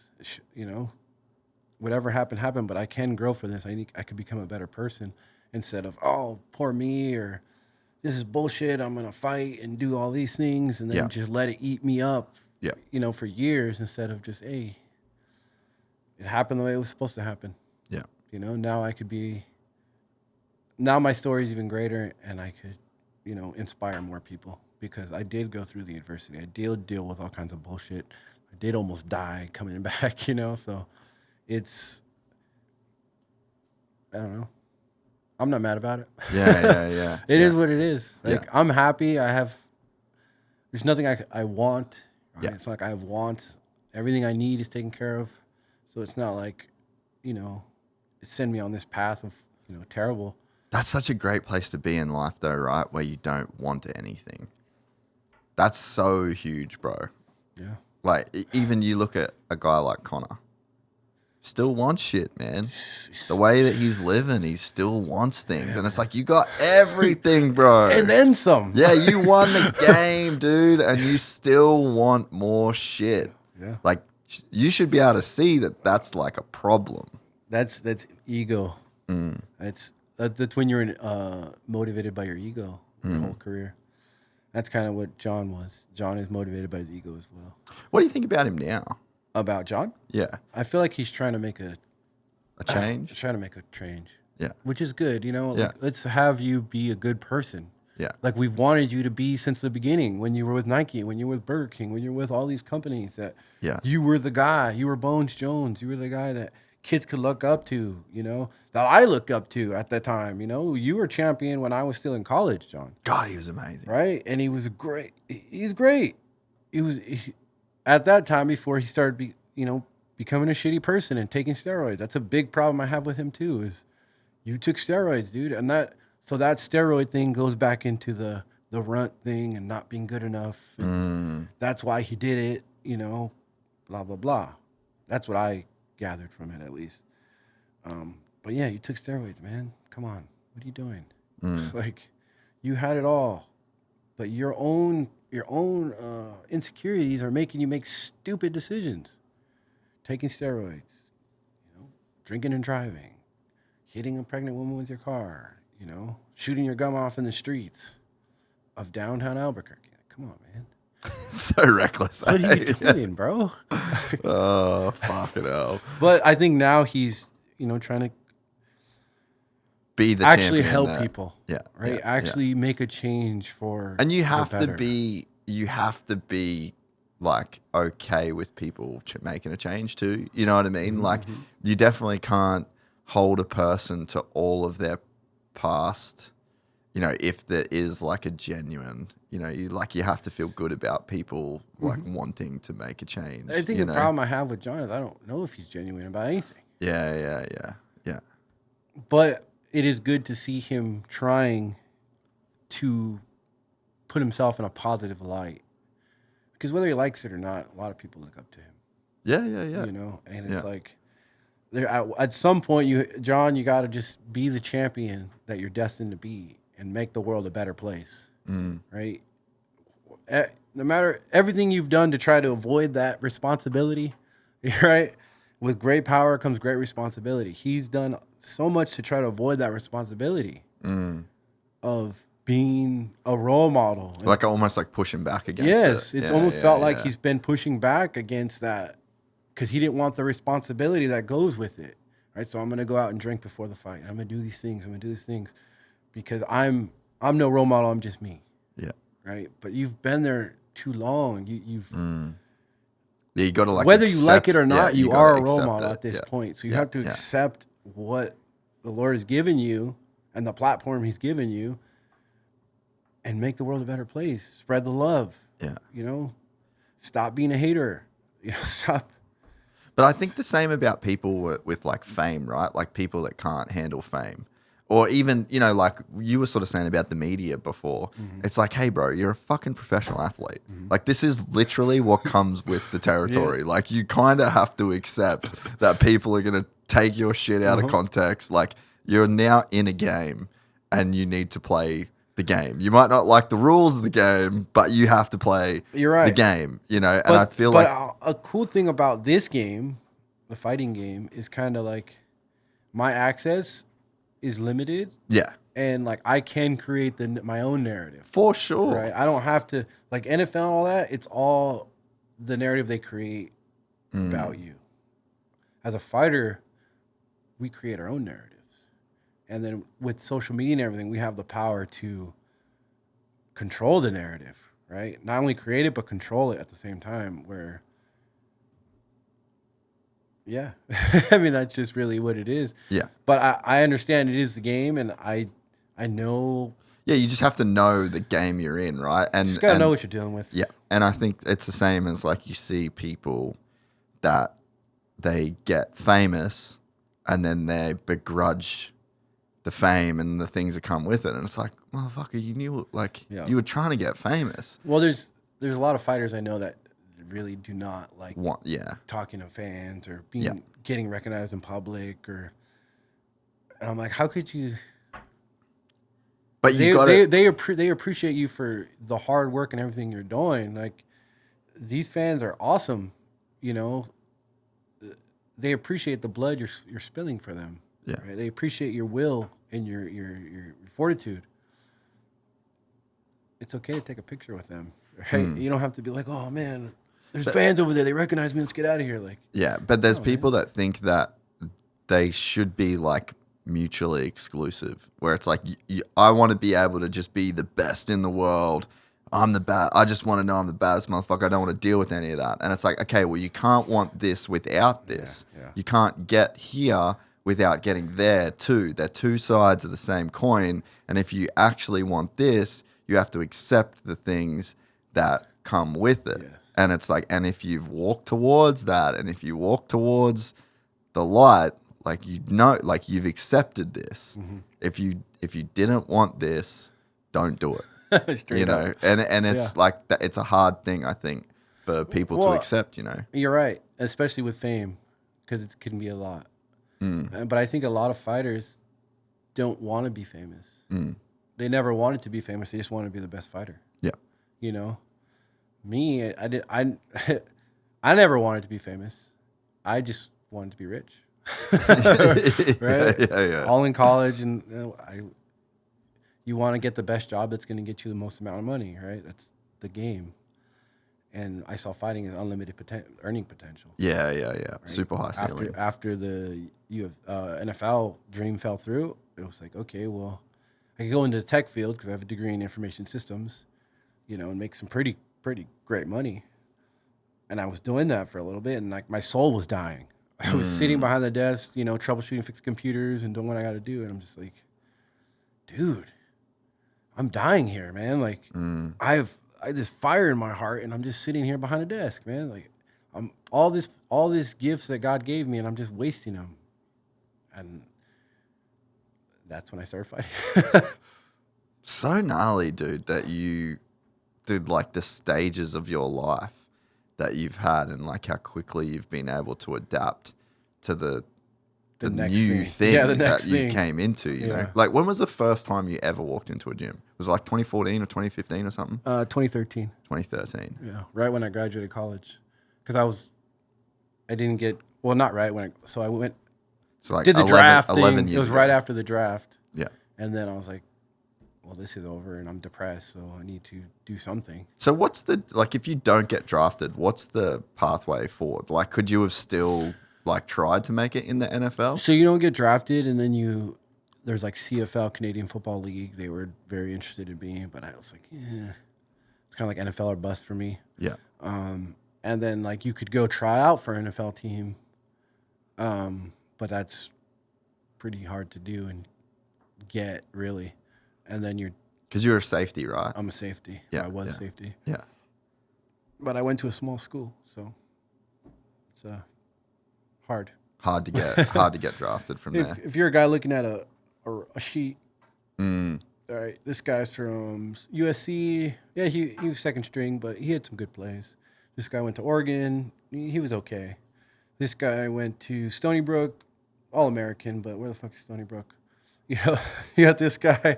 So that's kind of what happened. I'm pretty sure. Where it was like, you look at the sheet, you look at the available guys, you look at where they went to school, and you're just like. So what does it mean to be an All-American? How do you become an All-American? All-American is you're the All-American. You're voted as one of the best in the nation for your position. I wasn't All-American, but that's just I was 2-time All-Conference. Right? Okay, yeah. But yeah, it's like. But I was all-time leading tackler in school history. I still am to this day. 4-year starter. I started for 4 years. I got burned 0 times in my whole career. You could check film. Got burned 0 times. That's crazy, dude. Yeah, it was. So why do you think you didn't end up at a better school? Well, I grew up in Hesperia, California. One recruiter actually told me, hey, man, if you live down here in the IE, we would have offered you already. But we're not going to drive 45 minutes to go see 1 or 2 guys. Right? We have 50 guys here. More guys, right? We have Rancho Cucamonga, Upland, the whole Inland Empire. Within a 15-minute drive, you could go see whoever you want. We're not going to drive 45 minutes to see 1 guy who's a defensive player. I was like, well, that sucks. And those were the early days, right? That was 2008, right? That was before social media. That was before you're getting scholarships before you even freaking get in high school. Like, yeah. It was just a tough time to get recruited out of my area. Yeah. Right? Did anyone make it out of your area? I was the first ever full scholarship. Yeah, see, that's a whole thing too, bro. Like, I grew up in a very remote place in Australia, and football was massive, but our, like, rugby league, so, like, our football. And there are a bunch of kids that I grew up playing with that there was, like, one school that everyone would go. And if you went to that school, you got recruited. Yeah. No one else. Oh, You yeah. know, and That's kind of what it is. yeah. But it's like, it's so remote. And then there's so much that comes with being remote. It's like, you've never seen people make it from where you came from. You don't believe, like, it's a 100%, bro. it's a deep rooted thing. 100%. Like, If I no didn't one's even ever think it walked was that possible. walk, yeah, exactly. And then, like, yeah. Well, then so that's where my adversity began. So I had a full scholarship to go play football at Colorado State University. No shit. Yeah, and the coach got fired. And the new coach Wipe the roster. wiped the roster. So it was like, I don't know, 2 months, 3 months before. So, like, that was my first choice. And then that didn't work out. So then Stony Brook showed up randomly at a left field. I was at a wrestling tournament and I actually called. I said, hey, are you like, hey, man, I'll take a trip. I'll see what's up over there. Where was it? Long Island, New York. No shit. Yeah. Completely opposite. I live in the desert of California. Yeah, bro. And I go to the island of New York. That's a forest island. So it's like forest and then ocean. It's completely opposite. It's beautiful, beautiful place. Probably like my mom said, everything happens for a reason. You know, Yeah. I went out there and there wasn't an opportunity to rely on anyone, right? It was just me. Nobody knows who I am. My name carried no weight. Yeah. You know, it was, Start who are from the you bottom. as a man? Yeah. Right? Who are you accountable? Are you respectful? You know, all those things as a man that I had to be without my mom, without my dad, without my brothers, Your friends. and without my friends, without anybody, you know. And that was the best experience in my life because I made new friends, new brothers. You know, the brotherhood of football, where we bleed together, we sweat together, we're brothers. You know. Yeah. So yeah, going out there made me a better man. Everything happens for a reason. Yeah. Yeah. If I would have went to Colorado State, who knows? Yeah. Dude. Then I might be in the NFL, but then who knows? Yeah. But I mean, you get in the NFL, you do an ACL. Yeah, right. Quick injury, and then you're out, and then what? Right? You just you get to a point in life where you just like can't look back. No. Because of what you have now. Well, everything I have now is more than enough, and Yeah. I'm happy. I'm not like, oh man, I wish I had $10 million from a rookie contract or whatever. You know, money comes and money goes. Hey, you got a Super Duke, you got a I got everything I want. Living. Man. I go to Glamis. I was in Glamis 2 weeks ago. You know, Sick. like riding my Can-Am. Yeah. You know, like I have my brothers, my parents. I still have both my parents. They're healthy, you know. Yeah. Everything's great, man. It's all great. I wouldn't want it any other way, to be honest, man. It's just a crazy story to like, get hey, there. man, you could have a crazy mansion in Newport Beach. I'd be like, nah, man. I like living there. I like being able to leave from my house and go riding. Yeah. I leave from my house to go Arrowhead, Big Bear, Silverwood. I ride through those places with my bike, and nobody could tell me no because it's a dual sport. Right? It's a 500. Yeah. I do whatever I want. Yeah. And if I lived in Newport Beach, there's no riding, right? What am I gonna do? Ride That's streets. sick. And you got the the gym and everything. And then the gym, it's all up and, there. yeah, and then my team obviously up there and everything like that. But yeah, it's It's just a crazy journey. crazy bro. journey, man. Yeah, yeah. Like somebody told me recently, you know what, man? You're writing a crazy story right now. You come back and win that championship, dude.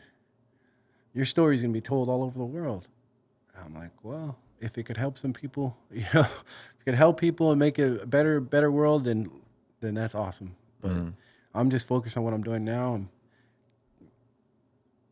I feel like I've taken a step to where I'm the elite of the elite mentally. Yeah. Like, you have to kill me to get me out of there. Well, you've literally been through, like, you've been close, you know? Like, what was that experience like for people that don't know? Getting to the UFC championship fight? No, twice? like when you had those like crazy health issues. Oh, yeah, that was horrible. So if you don't know, if you're not aware of what a DVT is, or deep vein thrombosis, it's a blood clot in your legs. Yeah, like a muscle or something. Yeah, yeah, Yeah, so like the veins go back to your heart, yeah. and there's like on your knee, there's like a close space, and I ended up with 4 blood clots right there. 4. Yeah, and the way How? Was it from flying? I don't know, man. I don't know. It was the day after my birthday. No way. Yeah, I had my birthday, and I woke up and I had blood clots, but I didn't know I had blood clots. I thought I had like a muscle tear or like a sprain. So it's painful? It felt like a sprain or something. Yeah, it didn't feel real good at all. I knew it was a big problem when I would stand up, and I could only stand for like a minute because my leg would start like throbbing, like really bad pressure because it wasn't getting released because of those blood clots. Yeah. So then I called my doctor. I was like, hey, man, I think something's wrong. I think I might have blood clots because I went on ChatGPT and all my symptoms and everything. And it was like, well, you either have a blood clot or you have a severe tear in your calf. I'm like, okay. And I was like trying to see. But you would know if you tore your calf, right? And I was like trying to feel like this spot. There's no central point. So like if you have a tear, you'll feel a central point. Like it hurts here. Like, Yeah, and it's yeah. radiating out. It was hurting all over. So I was like, it's definitely probably blood clots. So I told my doctor. I went in the next day, did ultrasound, and it was 4 different blood clots. And it hurt so much, man. So much. And then I got on blood thinners. I was on blood thinners for 3 months. And I couldn't ride. I couldn't do any contact sports. Couldn't do anything. Because if they dislodge, they go up into your heart. Well, when you're on blood thinners, if you get cut, you won't stop bleeding. Oh, that's true too. Yeah. Yeah. So- Yeah. Or you get internal bleeding, which is even worse. You crash, boom, I'm okay, and you're bleeding out. Oh yeah. I've had that. That's not okay, right? Like, so, yeah. And then for the first month and a half, we were worried about potentially dislodging them, Yeah. right? So we had to. The doctor's like, well, you're on a day-to-day. If you wake up today, good job. God wants you here. If not, No shit. The- So the there's like blood clot literally no dislodged. surgery. There's nothing. he's like, we could do surgery, but it would destroy your veins. Uh, He's like, I've done that surgery before, and it rarely works. He's like, the best case is to do blood thinners and just take it easy. So I had to basically stay almost stationary, not really doing anything for 3 months. So January, February, March, I didn't do anything at all. Nothing at all. February I started lifting upper body weights. In March I was kind of lifting too. And then I fought in June. dude, that's gnarly. Right? Yeah. So I got cleared, right? Got the ultrasound, 0 trace of blood clots. Awesome. They called me. I got cleared on Wednesday. They called me on Friday. And so you're talking to the UFC the whole time? Like they know that you were sick? Or? So they knew I was sick, yeah. Okay. And because I was supposed to fight in January against Carlos Ulberg, I think he's New Zealander. Yeah, yeah. But then I got the blood clots. He pulled out, and then I got the blood clots. So he pulled out, and then I got blood clots. Okay, so that fight was off, but they knew I had blood clots. So on Wednesday, I got cleared. Friday, they called me and said, hey, can you fight in June? I was like, I haven't even sparred. I haven't lifted a weight. I haven't ran. I haven't done anything. I was like, I'll let you know. I'm going to go spar on Monday, and we'll see how it goes, and then I'll go from there. You know, I'm not just going to say, yeah, I'll fight, and then have a worst sparring session of my life, and then not even be able to defend myself. Like, no, I'm not going to do that. Yeah.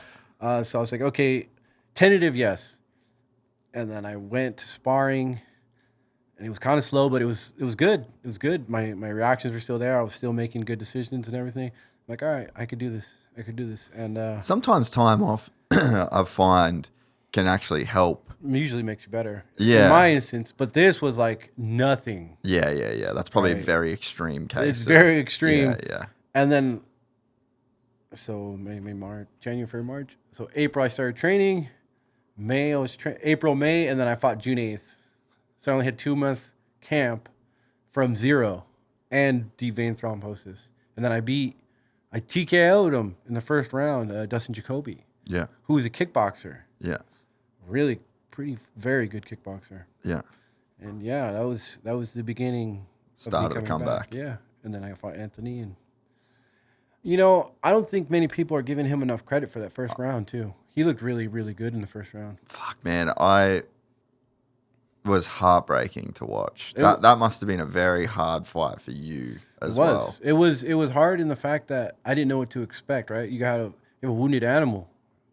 You don't know what's gonna happen. You don't know if they're gonna come out just, you know. I was like, okay, be patient. I realized once all that situation happened that it wasn't about my narrative at all. It didn't matter. It was just like, get the job done.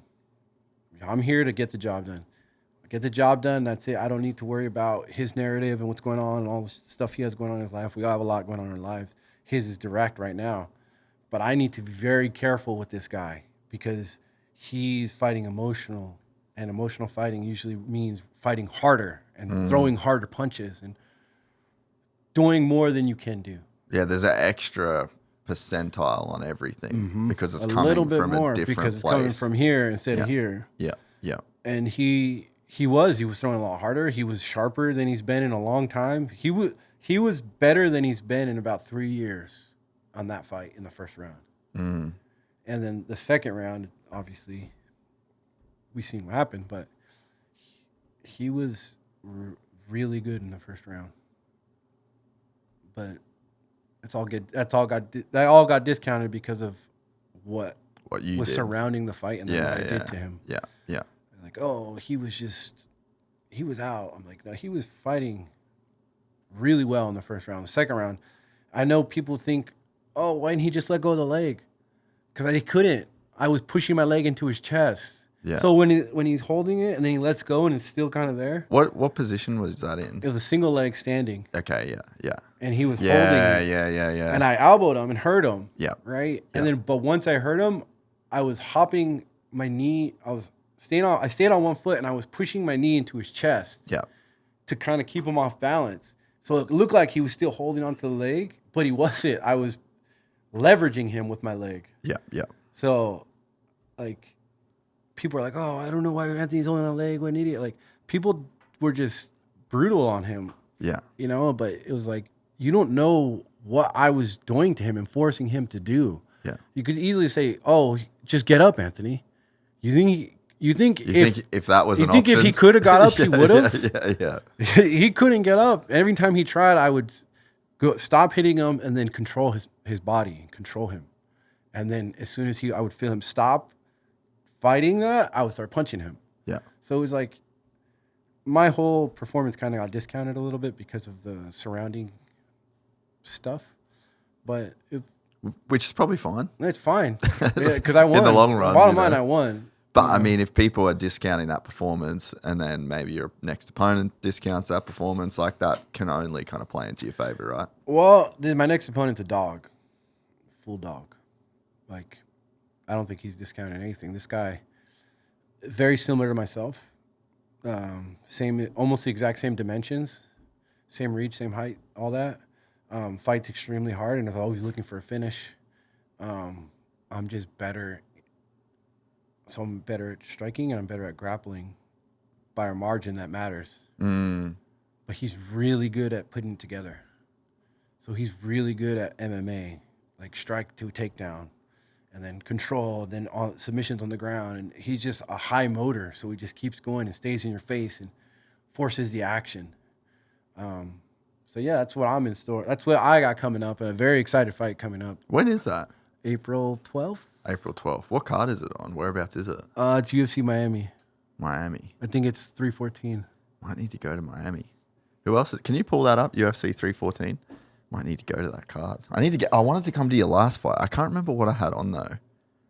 I was planning on going and was it on an SMX round? Was it in September? It was in December. December. What the fuck was I doing? I had something. They don't even have a main event yet. Okay. But it'll show the card if you scroll down. Go down. A little bit of it, maybe. Go up a little bit. Up a little bit. Click on main card. See if you can click into it. No, not yet. So nothing's set up yet. I mean, it'll be a banger though if it's Miami. It's Miami. Yeah, it's huge. And we have a lot of Florida fighters on that card probably too, and there's a lot of really good Florida fighters. Probably a lot of South American fighters too. Yeah. Maybe. Because UFC Mexico's the week before. Or 2 weeks before. Yeah. So yeah. It'll be great. It's gonna be great. I've never been to Miami. So really? Yeah, I've never been either. That. I've never been. I've always wanted to go since I wanted to go to the University of Miami when I was a kid. I read this book called Cane Mutiny. It's about the Miami Hurricanes and their whole like 80s, 90s, when they used to suck terribly bad and they came back and Dennis Erickson took over and I know all the history of it. Ray Lewis and that's sick. So badass, dude. So badass. And I wanted to be a Hurricane, but wasn't good enough, I guess. You're just from Hesperia. It wasn't meant to be, man. It wasn't meant to be. Do people know much about Hesperia, you think? No. I know about it because I got I'm from some California. friends from there, so I know. Like I kind of know a bit about it. So you've been to Honda Valley? No, never been to Honda Valley, but do you know Chris Kiefer? Chris Kiefer? I don't. Bro, you need to get on the Chris Kiefer program. I need to know Chris Kiefer then. Yeah. So he is like the best test rider in the industry. Oh, wow. And he lives in Hesperia. Oh, really? He's got like all these tracks in the hills. Like I need to link you up. Oh, for sure. Bro, he's the fucking man. Oh, badass. But anyway, he's from Hesperia. So that's like why I know about that whole place. But yeah, that's well, dude, Victorville, you got Michael Lessie. Yep. Like who else? Carson Mumford.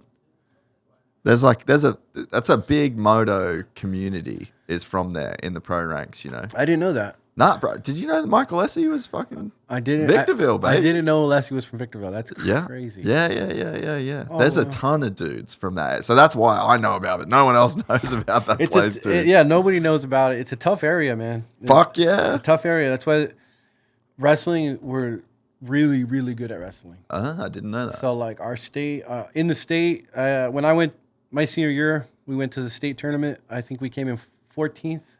And then our crosstown rival, Sultana, came in like 11th. So like top 20 in the state, out of all the schools in the entire state, right? Every year. I was ranked number 3 in the state in high school in wrestling. No shit. Yeah. Huh. That's why my wrestling's good. Yeah. Too. Like, just instinct. I'm a good wrestler, dude. Yeah, like, instinct from years and years. Yeah, and that's years my and base is wrestling. That's why I say I'm a much better grappler striker, but I'm a fearless striker, so it works out. Yeah. Like, well, when you got it in the back pocket, yeah, you just down to bang. I just like punching people, man. I don't know. I really, really, really like hitting people. There's something about it, just that feeling when their consciousness leaves them. It's like only in the octagon though, where it's like their conscious leaves, and then the octagon feels up with just energy and power for me. So it's like this force that's equal to me, and we're just bomb in the octagon. All of a sudden, he's defeated. His energy leaves, and it fills up with just energy for me. It's my energy fills it, and then the rest of the arena fills me. And I feel it exploding out of the octagon. It's the best feeling in the world. Dude, that's kind of crazy, and I feel like I understand what you're saying. Right? Like, it sounds crazy, but it makes no, perfect yeah, sense. I get it, right? So like you're in this literally a cage of just chaotic energy, and it's like swirling around, and it's you and them, and it's give and it's take, and it's that is a lot of energy, and then you have everyone is focused in on that moment, And then everybody at home sending energy in too. I'm sorry to. no, and then one person, one half of that whole leaves, and then And then it's all mine. the peace that must come from that. Oh, dude. Relief, peace. I feel like a titan. You feel 20 feet tall. Relief is one of the biggest. I think the relief hits when they raise your hand. So before that, it's just like jubilation, like the highest level of, to the point where I can't contain it. I'm yelling and like, ah. That's not me normally. Like it's I can't contain it. It fills me up so much, and then it just explodes out of my body, and it's just excitement, like, and then relief, and then it sucks because you get backstage and it's like, fuck, what's next? And you realize once you get backstage, you realize it's not enough. I could do this shit again. It's not enough. Yeah. Biggest fucking greatest moment of my life right now. It feels so good, but it's not enough. Dude, relief. I don't know when exactly I figured out that relief is the thing you're actually chasing. It really, right? Because it's like, I think my theory on it is that you load yourself up with accountability. And it's just like how much, like, bro, you're on the biggest fucking stage. Like, they'll walk out fighting for a UFC title. Yeah. The amount of accountability that's on your shoulders at that moment is crazy. And it's like, that started so long ago. And you're just walking with this weight every time you go to the gym, every time you get up for practice, every time you need to eat, every time you need to say no to a decision that you have to say no to. Weight, accountability, constant fucking pressure, Literally. heavily weighing down on bro. you. And then you make that walk into the octagon. Well, I make the walk and it goes away. Really? So that's when it goes away. So like literally all the way up until we say our prayer as a team. And they say, all right, Dom, you go. And then we go. As soon as I start walking, I see that first bluish white light hit me in the face. It's like, whew. And then nothing, there's nothing, just me and him. That's it. I could almost hear him breathing. I could see the air. I could touch it. It's really, really crazy. Just locked in. Just completely locked in. We're in there. It's funny because you ever seen Goodfellas? Or no, Bronx Tale? Nah. Okay, there's a scene in that movie where a biker gang goes into their bar. And they're like a mob family or whatever, or a mob. And a biker gang goes in, they start trashing the bar and fucking things up. And the mob guys like asks them politely, can you guys leave, you know? Da-da-da. And they're like, oh, fuck you, da-da-da. And pushing them and like being assholes, right? Even though bikers aren't assholes in general. Yeah. But so then the mob guy, he's like, all right. And then he has all his goons come from the back, right? And they lock the door. And they say, well, now you can't leave. And that is something that plays in my head every time they lock the cage. And everybody leaves and they lock it. He locks it and then they hit it to make sure it's locked. And then I always look at that and then I look at him and I'll think in my head, well, now you can't leave. Like, can't leave now, motherfucker. Damn, bro, that is so cold. So I turn into a hunter. Yeah. Right? And that switch of mentality, and I become the Devastator. So I don't fight. Dominick isn't the guy in there. It's the Devastator fighting. It's my alter ego, the guy who wants punishment, who wants to destroy and dismantle without any humanity. Yeah, because it's not personal at all. It's not. It's the guy who's fighting is a destroyer. Well, the Devastator, really. And that's what it is. So as soon as that door locks, it's like, now you're in here with me. The only way you get out is if I take you out, you know? So, like, I feel comfort in that. As weird as that is. Yeah, So yeah, like yeah, it'll yeah. all be crazy chaos. Do my walkout as soon as I step in the octagon. I do my 2 taps, bop, bop, step in the octagon, and I'm just like, I'm home. I'm home. And that squishy, sticky floor, because the canvas, but it's like squishy foam canvas. And then the lights really hot, and you feel the ground's warm because of it. And you go around the cage, and it's like, I'm home. Like, this is where I hunt. It's really crazy. I love it. I love that part. I love the fight. That's my favorite. Going in there and then just man on man, will on will, the best of the best versus the best of the best. And there's nothing better than that. That's the ultimate form of competition. It's the ultimate form of competition. And I love it. But when it's over, there's all those expectations and pressures. And, you know, if you don't win, are you going to have a job tomorrow? You know, kind of thing. And like that kind of stuff is what makes it not enjoyable. But the fight is the best. It's just like freedom. You're free. Nobody could tell you anything about what you're doing. You're just going to do what you got to do. You have your coaches and stuff, but you're exactly where you need to be at that moment. And there's nothing else that matters at all. The only thing that matters is perfection of yourself. Yeah. Right? Paint your picture. Well, we fight on canvas because we're painting a picture. You know, I see my fighting as an art. I don't really see it as just brutal fighting. Yeah, it is, but it's an art too. If I do this well enough and have feints, and now you don't even know what's coming. Now all of a sudden you're standing there, and then I'm hitting you at will. And once you get in that flow state and you start flowing like that, that's the moment. Those are the moments. Those are the moments that make it all worth it. It's amazing how present that you must be if you can describe it the way that you can describe it, you know? I've done it enough times too. Yeah, yeah. And then being out for a while made me take the deep introspective dive and really understand myself and what I'm doing in there and all that. Like, because the first couple of times it was just a blur. I used to say, like, when I first fought, I would go in the octagon. I would try to look outside the octagon. I couldn't see anything, even if I wanted to. I could only see in the octagon.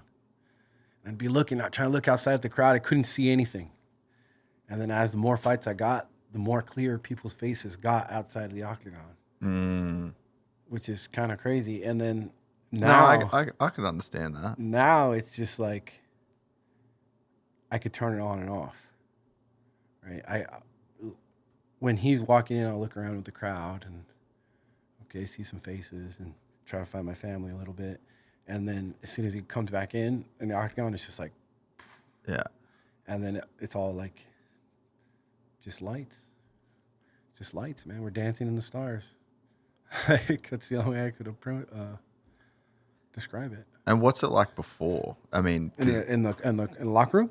No, like in terms of the lead up, because I think like you almost have to be so humble in the lead up. The lead up is like, well, camp. Let's just say camp. Once you know you got to fight. In camp, it's like a rush. I got an opponent. You know, like you have a date. Dates are, it's going to happen. Right? Like no matter what, when this date hits, it's going to happen unless you get seriously injured or something like that. But it's kind of like a pressure, right? Like this is the date you can die. Right? Technically. So it's like a lot. And then it's like, okay, let's take away this whole unknown feeling you're feeling. Because there's nothing scarier than the unknown, right? You don't know what you're dealing with. I kind of know the guy, but I don't know exactly. So we'll watch film and break him down. Now he's a human. Before he's this monster guy that only lives in your imagination. Only lives in your imagination. Yeah. Right. And he's unlimited power, unlimited Yeah. speed, unlimited, Yeah. unlimited cardio. Yeah. Right. And you watch film, and you're like, okay, he's a man. Right. First and foremost, he's a man. So we break that down, and then as camp goes, I'll have good days, I'll have bad days. But the only thing I carry in every day is I don't have to be great today. I have to be great on fight night. Right? So I could get beat up today. I'm not trying to get beat up today, but I can get beat up today, and it'll be okay. Right? It's all going to be okay. I don't have to overanalyze every single session and be like killing myself and being miserable because I'm not having amazing sessions every time. God, that's hard to do, bro. Dude, that's so hard to do. That's so hard to do. Like, once I was able to do that, it made camp easy and fun and, like, not as stressful. Because you're going to have bad days. Every camp, at least twice a week, maybe once a week, maybe 4 days a week, you'll have a bad day. But it's okay. Because I could lose to you today. It's all right. There are no cameras here. I'm not getting paid for this. But on fight night, when the lights are on, I show up. And that's like a special thing I have where I do show up when the lights turn on. Like, lights turn on and I go up. Some people, lights turn on, they'll go down. Or they'll stay the same and be like the training guy. Me, I'll turn into a whole new, stronger, faster, complete, perfect fighter. There'll be times where I'll go through the whole camp and then I'll watch myself fight and be like, damn. I'm good.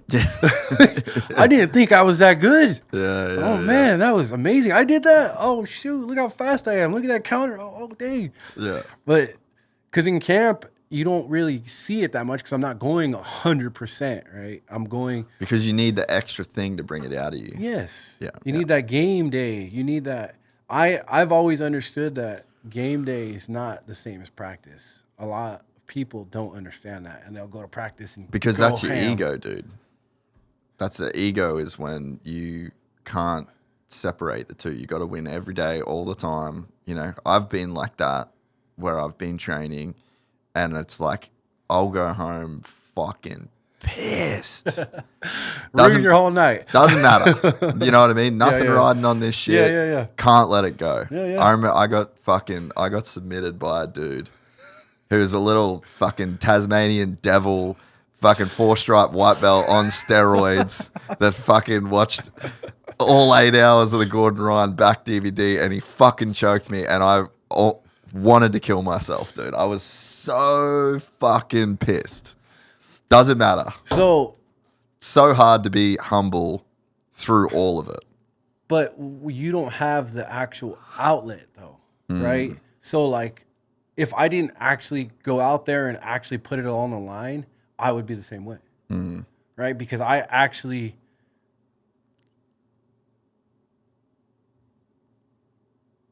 know that this doesn't matter in training. It matters, but it doesn't matter. Yeah, because you have because I actually have gone out there where it matters. Yeah. You know what I mean? So I have the knowledge of what really matters for what I'm doing. Yeah. Right? For what you're doing, that matters. So I can be an egotistical piece of shit about well, it's that. not egotistical. It's just you want to be better. Yeah. Right? And it is an egoless thing. I've kind of, well, I definitely am as a fighter. I'm definitely egoless now, except for when I fight. Yeah. Right. So but that's the ultimate, right? Like if you can have that ultimate that's the humility, ultimate separation there. Yeah. And that's where I finally reached as a 35-year-old, you know, because that's what would let UFC veteran. That's what would let you become better. Because it's the humility, and I think that that's across the board in life. Like humility to admit when you're wrong and to work on your mistakes. That's the way that you progress the fastest. That's how you become a better human being quickly. Yeah. And that's accountability too. I'm really big on accountability. I think like they go hand in hand. For sure. If you're accountable, then if I lose this in training, I'm still accountable to the fact that I'm going to get better, right? Since I lost, I'm going to get better. I'm accountable in that aspect. You know what I mean? So like I remain accountable, but I'm not letting it eat me up. Yes. Because there's like a point of diminishing returns. And then there's a point where it goes from accountability to just straight ego. You're just fucking yourself up now.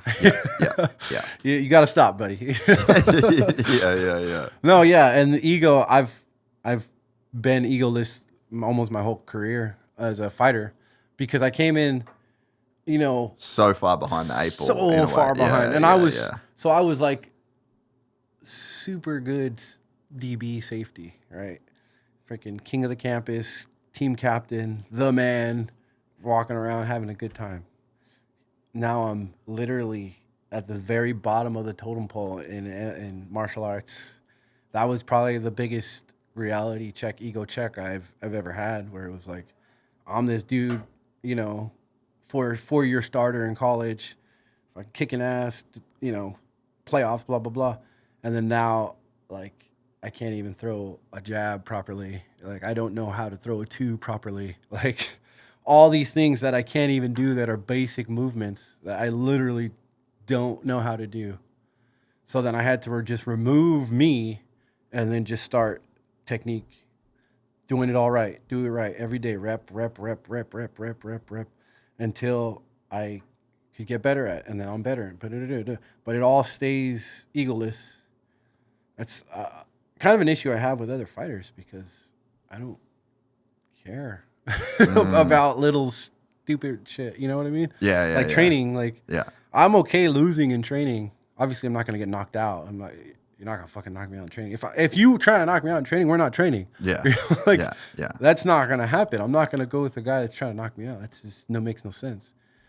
But most people don't realize that, and they'll just be like ego sparring and shit. That's the shit thing. That is like one of the shit things about doing jiu-jitsu in just like a public, like a normal gym, is that like you just can't control other people the who egos. are just wild. You end up I'm just like, hey, bro, I'm here to like try and get a bit better today. I've just done 3 podcasts in a day. Like I've got, you know what I mean? And it's just like, we don't have to fucking do this. You know, fighting is a very tough thing to find those good training partners. And I think a lot of it comes out of like, most people have a fight or flight response as well, in the sense of like, maybe they don't have enough confidence in their own ability to not go full clip. You know what I mean? Like there's not enough there to where they feel secure enough to just do the training and like make it be good training. Well, a lot of those people were never tested or never have been tested in a real life scenario or a scenario competition. You know what I'm saying? So that is their competition. So that is their competition. That is their proving them to themselves. You know what I mean? Like, for instance, guys in the UFC who spar hard all the time, right? Like, they're proving to themselves that they are a UFC quality fighter. Yeah, yeah. You're like, oh, I beat this guy. He's ranked in this, blah, blah, blah. Like, but you don't know is that guy doesn't care that you beat him today, and it wasn't that important to him because he's just trying to get better. You know what I mean? You're holding on to. Well, he was trying something new and committed to it. Exactly, or trying to new. Okay, not even new. Like I'm just gonna use this technique and see how it goes. Right? Yeah. That's what I do in sparring. I'll do. Like, okay, I'm just gonna be evasive today. Yeah. Okay, today I'm gonna focus on my jab. Today I'm gonna focus on my lead kick or things like that. And my sparring partners don't know that, but they're also not trying to knock me out and be like, "Oh, I beat you today. Oh, you suck," or like, you know what I mean? Yeah. I have a really good team around me that's built around me. Yeah. Right? I'm not at a big gym where it's like, "Oh, this guy's in camp. We need guys to fill in for this," or "Oh, Dom's in camp. We're gonna do this, this, and this." Like, it's just like, Dom's in camp. This is my team, and this is how we're gonna do it. And it's gonna be the same guys that I work with that help me get better. So it's all tailored to me only. Yeah. Not, oh, Adesanya's fighting this weekend too, so we got to kind of split, guys, in the gym. I learned that lesson when I went and trained with Alex Pereira out in Connecticut in Glover. So me and Alex fought on the same card in Madison Square Garden. Yeah. He was fighting for the title. I wasn't. So what fight was that for? That was for, I think I spot Ryan Spann that night. Horrible performance by me. But I didn't want to be there. Anyway, the camp was tailored around Alex, right? It was Alex's camp, but I was just there. Yeah. So, like, I didn't get the things I need to be successful in my fight and game plan for my fight. It was all just, we're going to just do general work for Alex. You know what I mean? So it was I went into that fight as a weird mashup of Alex, me, Glover, unsure of who I am, unsure of how I'm even know what I'm doing.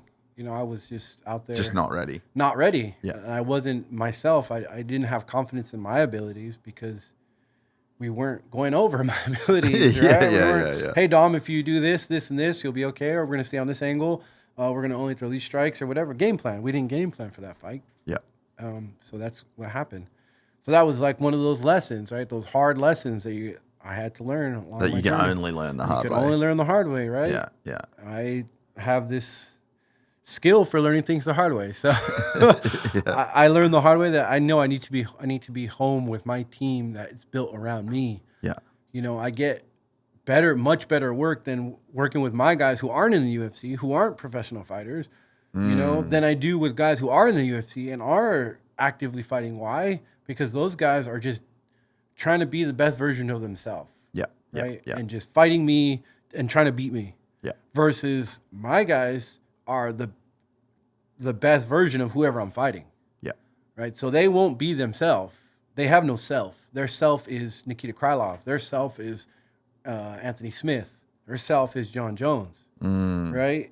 So they completely adapt who they are, their style, everything they're doing to be my opponent. That's crazy.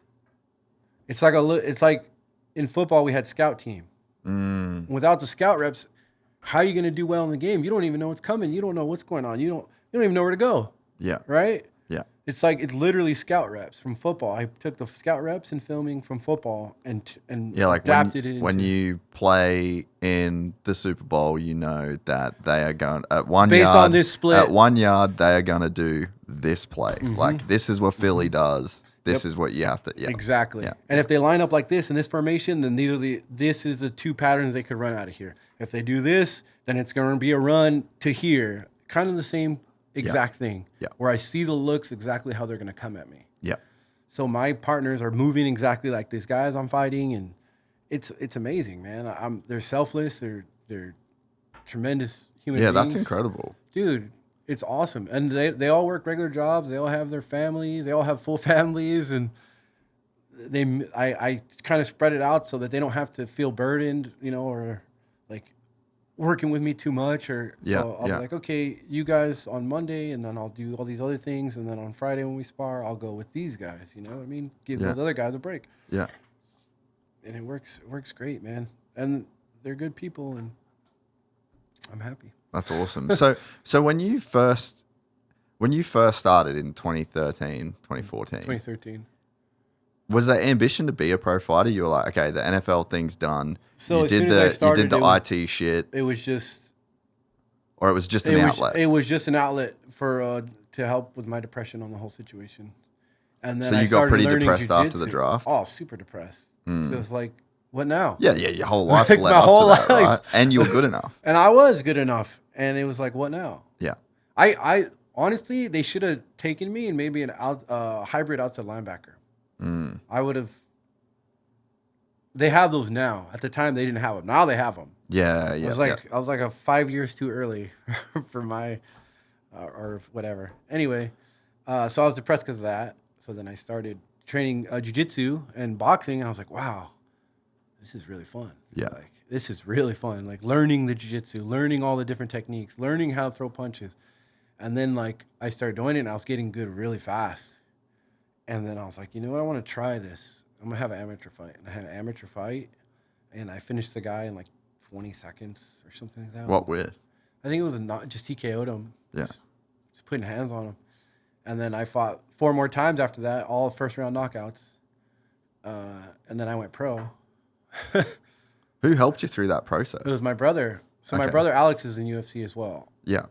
Okay. And my family built him a gym so that he could train and No shit. yeah, and train and you know make it his life. Right. He wanted to be a martial arts instructor and he wanted to make it in UFC as well. Yeah. But I was still in college at the time, so we would go on one of my breaks. I came back and we helped build the gym for him and everything. But it was great. So he was my coach all the way up until my first pro fight. And then we had a falling out, unfortunately. You know, it's terrible. Family shit. Family, wife shit. You know, blah blah blah. Yeah. New people in who have opinions that they shouldn't have. Yeah. You know what I'm saying? Yeah. It can get weird. Yeah, it got weird. So Are you guys cool now? no, Fuck. unfortunately, yeah, I know That sucks. It sucks pretty bad. But what are you gonna do?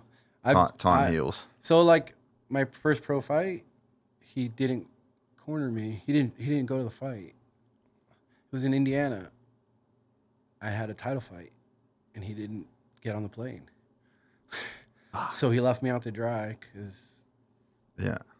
So that obviously broke my heart and sucked. Damn, and you're in the UFC together. Now we're in the UFC now, but we don't talk or nothing. Fuck, that's so crazy. I didn't know this. It's crazy. That is so insane. It's what not a right. What a missed opportunity, man, Right? for you, both of you guys. Right? Fuck, that well, sucks. and then I hate seeing that. so what happened? Not to make it too personal. I You made don't it have in to the talk about it UFC. more than you need I to. fought Jones. I lost that fight or whatever, and then I tried to rekindle with him. Right? I said, "Hey, man, I love you. I don't want this to be this way. Will you be in my corner for my next fight?" Which was a title fight in Abu Dhabi against Jon. Yeah. So I switched camps, went with him to do that camp with him, and it messed me up pretty bad because I lost myself. Yeah. That's what happened after the Jones fight. I lost myself. Yeah. Because he said everything you did against Jones was terrible. Everything you're doing is wrong. You should have knocked him out. Blah blah blah. Let's change everything. When you didn't need And to. I didn't need to do that at all. No. I think it was him trying to take ownership of what I was doing. Yeah. Right. So if I win the next fight now, I'm the guy. I made him that way. Yeah. There's a fucking weird thing with brothers and competitiveness too. Like I have a brother and we're very similar. We've done all the same things. Like as much as you love each other, there's a weird competitiveness that comes from being brothers. Yeah, absolutely. I mean, but my little brother is my best friend, so it's hard to. Yeah, but he's not fighting and. Well, no, but he's a wrestling coach. He's my head coach now. That's awesome. He's one of my main training partners, and so what weight does your brother fight at? 155. Okay. Yeah, he got the short gene. He's the oldest, so. Yeah. So then I told him to be my coach for the Jon fight, and he changed everything, and I came out with my worst performance of my whole career, and up to that point, and then afterwards it was all about money to him, and I was like, wow, this sucks. I just lost, and you're trying to talk to me about money. Like, we're in Abu Dhabi, bro. Like, seriously? Yeah, let's get home. Let me get home first. Yeah. My nose is broken right now. Like, I don't want to talk about this. Yeah. And that's what happened. And then, then we had another falling out where I was like, dude, fuck, that's so rough. I know where your loyalties lie, Yeah. It sucks talking about it. I really don't like talking about it, but it is. Yeah, no, we don't have life. to talk about it. It's life, Yeah. Well, yeah, that's what happened with that. Yeah, man. It's been a heck of a journey. Dude, crazy. So, did you fall in love with jiu-jitsu straight away? Like, do you think that's the thing that like really sucked you in? I think jiu-jitsu did suck me in. Yeah. Because there's every single day for what? How long has it been? 11, 12 years. 12 years. I've learned something new every day. Yeah. So it's like, it's one of my mottos is you stop, you die. Yeah. Right? You stop, you die, period. No matter what it is. If it's fighting and you stop moving, you die. If you're riding and you stop, you're going to die. Yeah. Right? Like you stop, you die. You stop learning, you're going to die. If you stop moving, you're going to die, right? Like simple things. So it's like, for me, jiu-jitsu is constant learning. Yeah. And then like UFC, MMA, dude, like just self-realization, figuring yourself out is a daily thing. It took me how many years I've been in the UFC to get to be self-aware. And to actually understand exactly who I am and exactly what I am and how to maximize who I am and how why are you doing it? Yeah, and why I'm doing it and how I'm approaching these fights and how I'm being successful, what's preventing me from success, all those things. And like it's been a crazy ass road of just ups and downs and ups and downs, and now I'm here.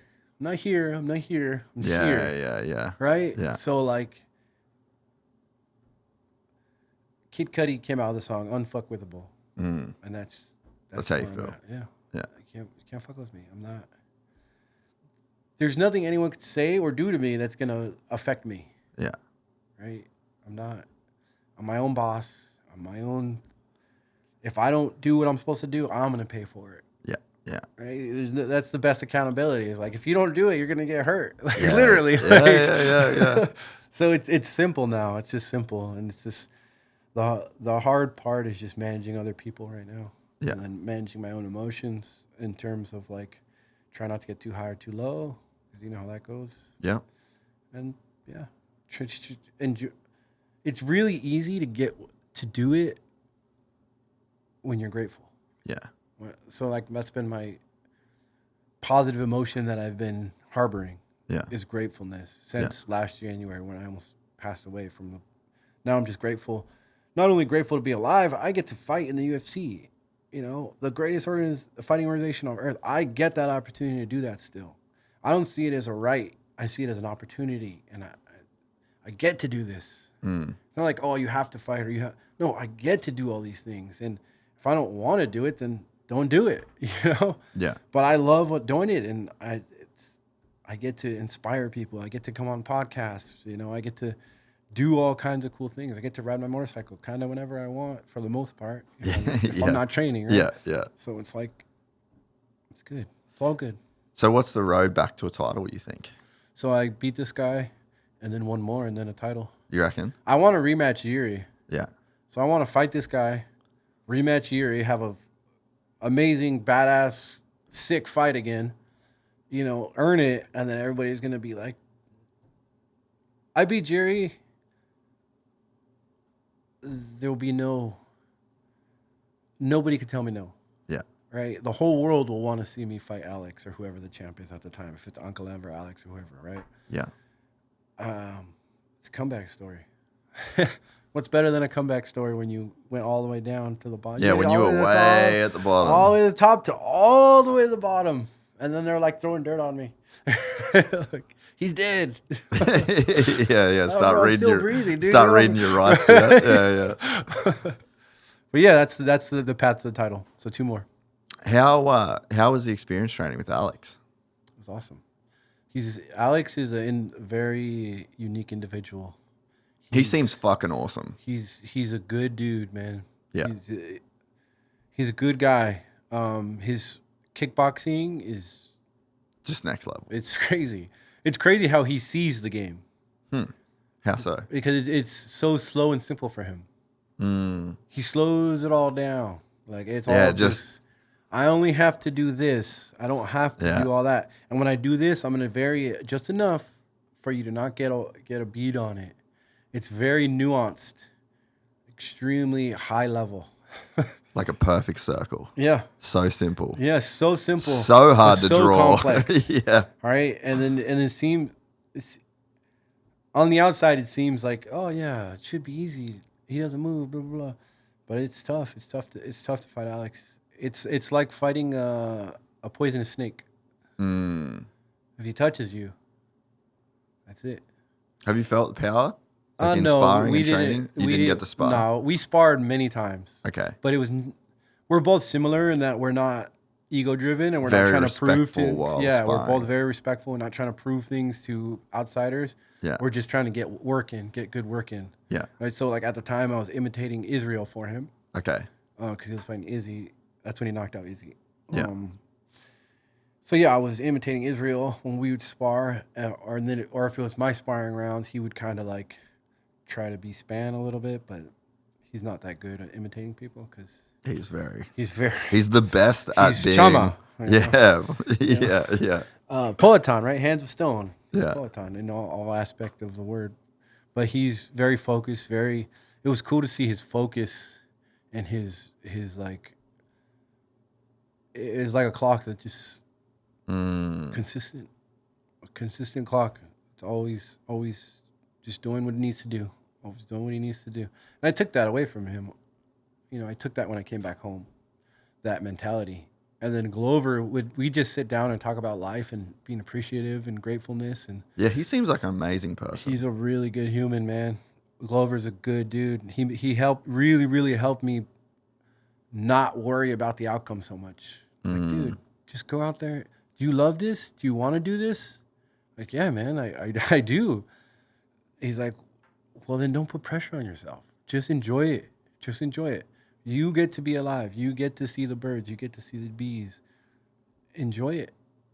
I'm like, you're right.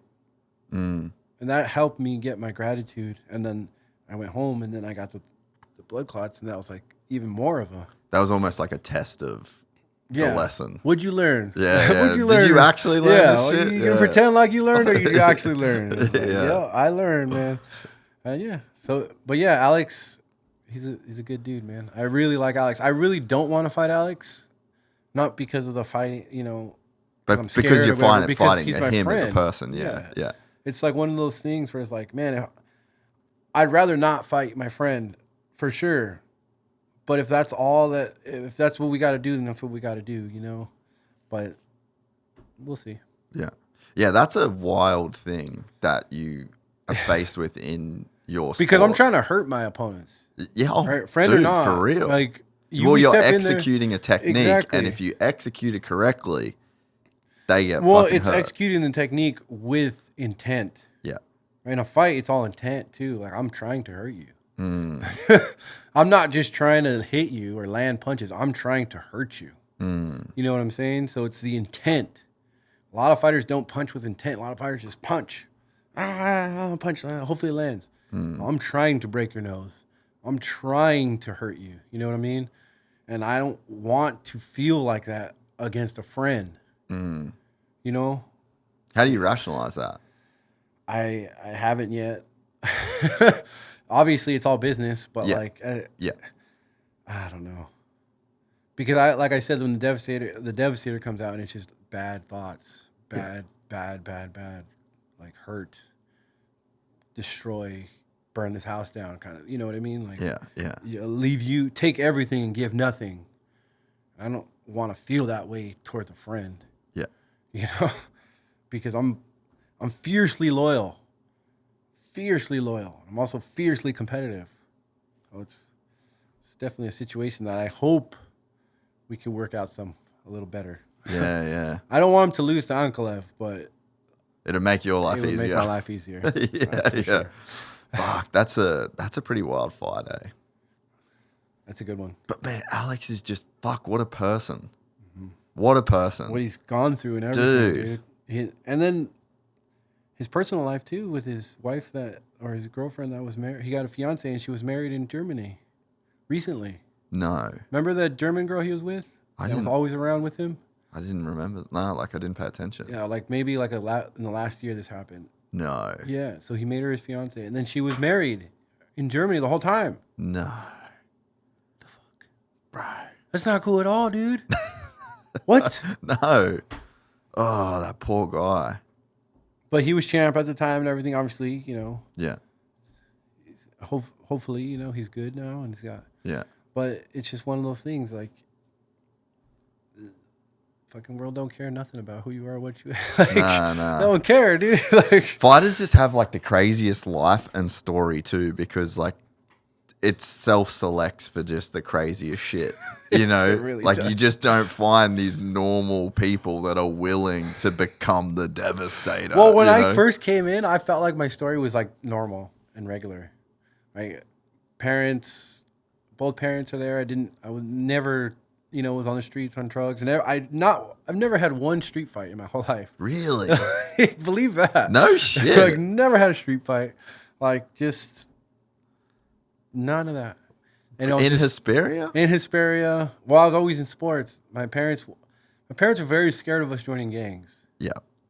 because we're all boys and we're big, right? So they were like, keep them in sports, keep them on the right track, keep them, you know, commitment and Busy. responsibility, right? An idol's mind is a devil's playground. They moved from LA, you know, they used to live right 5 minutes from Dodger Stadium. They moved because they didn't want us to be in It's gangs. just fucking sketchy right there. Yeah, they're like, we don't want these boys to be in gangs. My dad's brother was in the gang, he was in prison my whole life, pretty much, and all those things. And so he's like, we need to get these boys out of here.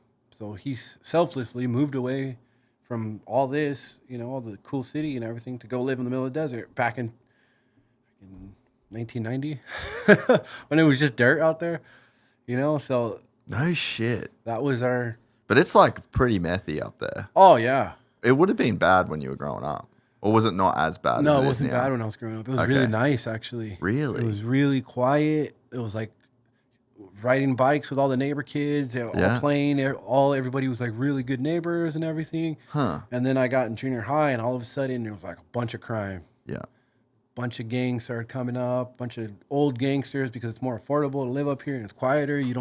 It's harder to get caught up. Yeah. Et cetera, et cetera. Yeah. So we noticed that it started changing. So we had to move out that area because it started getting real bad, and we moved to the better side of town, and Yeah. just stayed focused on sports. And then so on the off season, they'd be like, all right, we're going to the lake, or all right, we're going to the Big Bear, we're going snowboarding. Yeah. Keep us, Busy. or we're going riding. No staying at home bullshitting with your friends, like, we're going to keep you guys active. So they did a great job but my life was very regular, normal. Yeah. Coming to the UFC, it wasn't like a crazy story. I didn't really have much adversity other than, college, whatever. Yeah. But now I have a story. Now I have some yeah. crazy adversity and a crazy story. I guess if you don't have a story coming in, fighting will create one for you. Yeah, true way. Right? Yeah, well, and I think that the sport is changed so much to where it is a sport.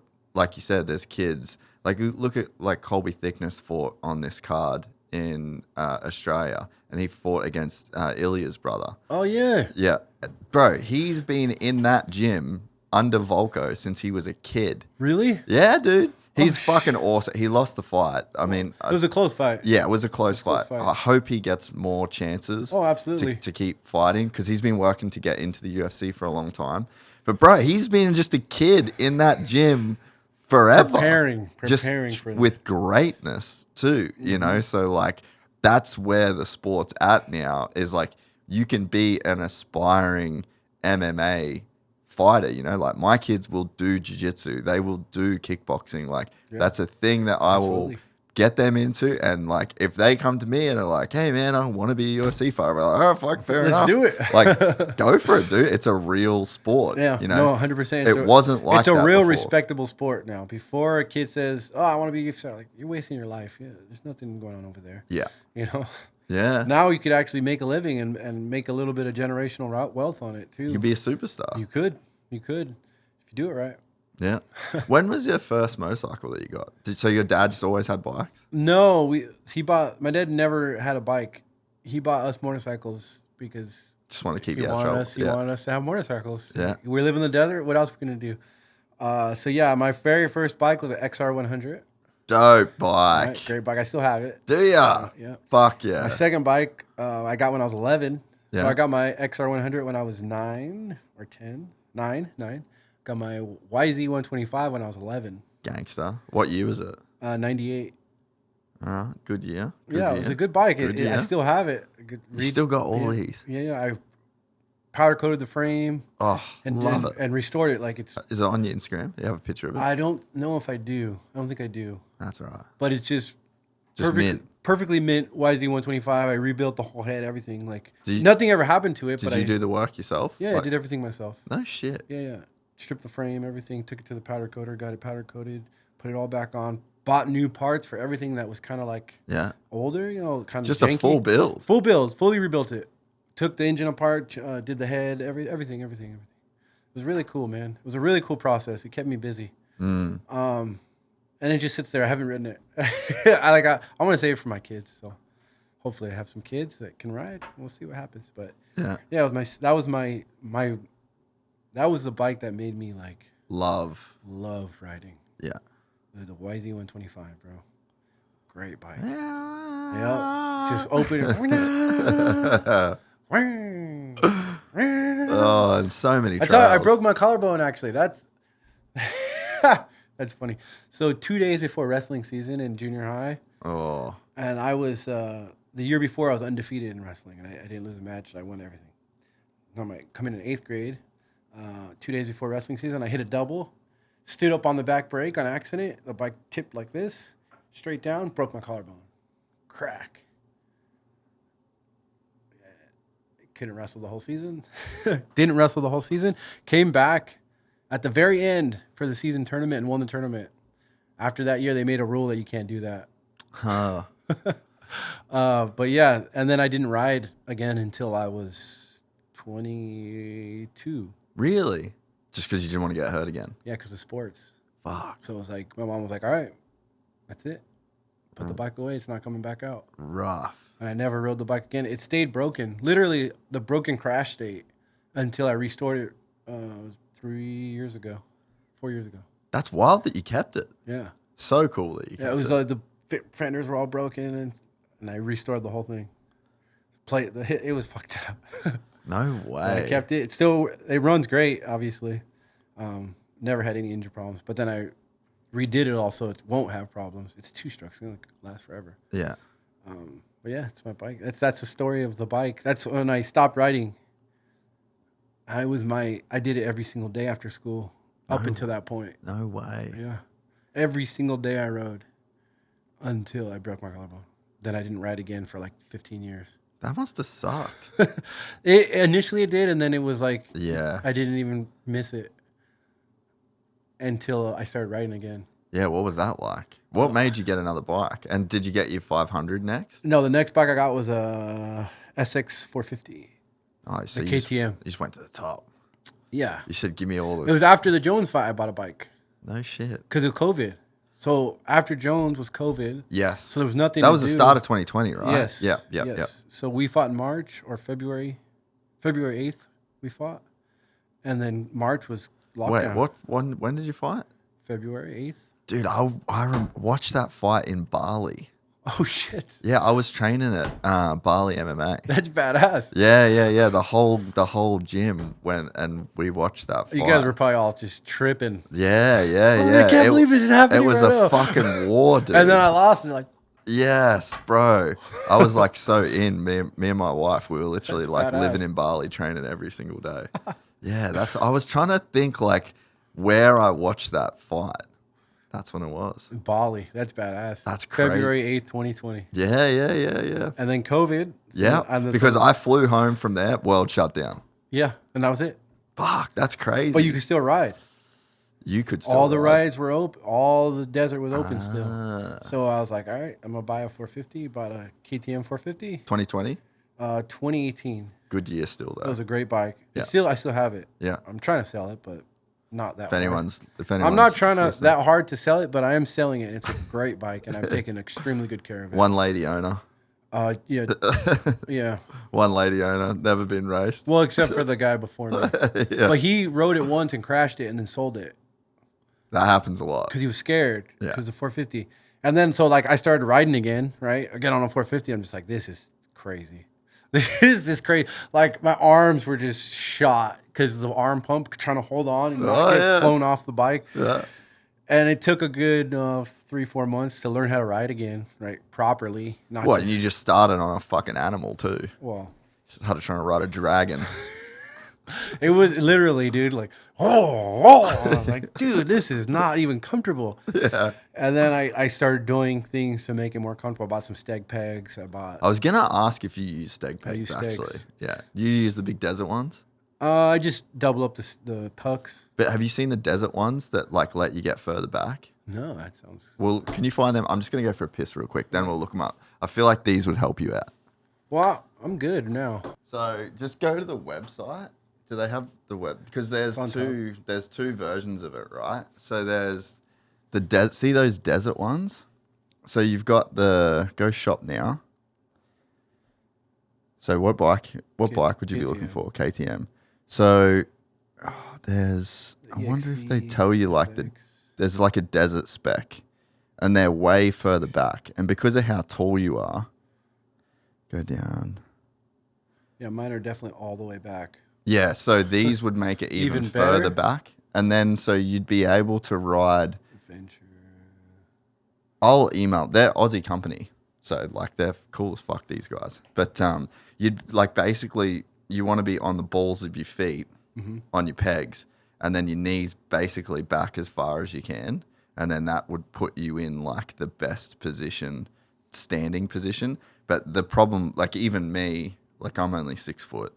and normal Stegg Pegs are too close.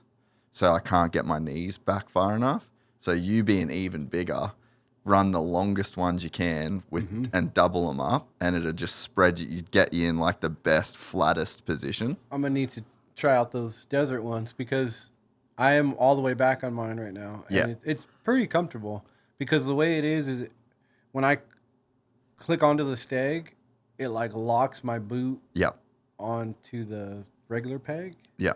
And I'm just chilling. I can stand up straight. I don't know. I'm pretty comfortable with it. Yeah. I'd be interested if you tried these. I would like to try those too and see if it was better or what. Yeah. Yeah. Because it just gives you a bit more space. Because you want to be have like a little more space. Knees back and then hinge at your hips, and then it'll bring your chin over the bar pad or like your number plate, and you'll just like flatten out, and it lowers your center of gravity and just spreads your weight over the motorcycle more evenly. Lowers your center of gravity. It'll feel. That was something I learned on Utah, the center of gravity. Yeah. I was like, I always felt like my center of gravity. I'm like, I'm sitting, so I'm good. Like, no, your center of gravity is higher because you're sitting. Once you stand, you lower your center of gravity, and it's more comfortable. Yeah. And you could go faster and maneuver better. And I was like, I don't know. And then I was like, oh, I definitely am. Do you have any like goals with your riding in the future? Like, no, man. I just like riding long days, 50, 60, 100-mile days. Yeah. I'm not good enough to race. I mean, I could, I guess, but you don't need it. I don't really feel a point to race. You know? Have you got any like bucket list places you want to ride? Oh yeah. That's what I'm doing with riding. So like, I want to go to like Costa Rica. Dude, Costa Rica's the best. Right? Like, I rode the Snake River in Idaho. That was awesome. You know, just these bucket list rides is what I want to do. I want to go more the destination. Yeah, I haven't been to Baja yet. I want to go all the way down Baja. I want to do it all, man. I want to go to Alaska. Yeah. Have you ever been there? I've never been there. Bro, that place is crazy. That's a trip, The wilderness right there, dude. I would love to be out there and ride and go fishing and spend some time. Yeah. So that's a summer thing. You want to go in the summer? Yeah. Yeah. But yeah, man, riding right now, it's just soul fuel. Yeah, soul fuel. Yeah. I'm not feeling the need to compete or anything like that. It's just, honestly, riding is like, you get to see God's majesty in ways that 99.9% of the population will never see it. Or you be on these little goat trails climbing up a mountain and you get up to the top, or you're just on an exposed face and you're looking around, you're like, wow, this is super sketchy, but super beautiful right now. You know, like, yeah. I could die, but this is awesome. I could definitely die right now if I make one mistake, but this is awesome. You know? Yeah. And I'm scared of heights too, so it's a good facing your fears kind of thing. But yeah, I just love being out there. I love going fast. Some of my buddies have a hard time keeping up. That's awesome. So I'll stop and relax for a second, recover, and then go even faster when they catch up. Dude, do you like riding like turn tracks and moto sort of style stuff, or it's like mainly just the desert? Mainly just the desert or the mountains. I'm scared to jump because I broke my collarbone last time. I really jumped. Yeah. It's like a big old double. Yeah, it's like a whole thing. Yeah, it's a whole nother can of worms. Yeah. Oh, back on the 450. So I had the 450. I maxed it out, like literally taking a Glamis. Yeah, so you did Stegg Pegs. What else did you do? Stegg Pegs. I did the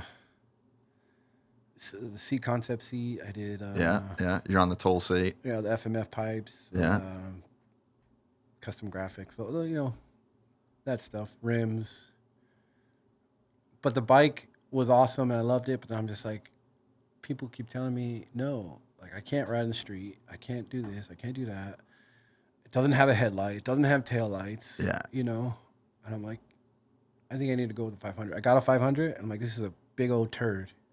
Like it had no torque, no freaking power. It was terrible because it's geared terrible. It's 45 tooth rear sprocket, which is no torque off of that thing. Yeah. So I put the 48 and I got the Takamoto ECU and I put the Steggs and I got 6,500 cartridges that I put in on the front. There you go. And I put a bladder on the rear suspension, and I You did all the things. I did all the things, bro. I did all the things. Yeah.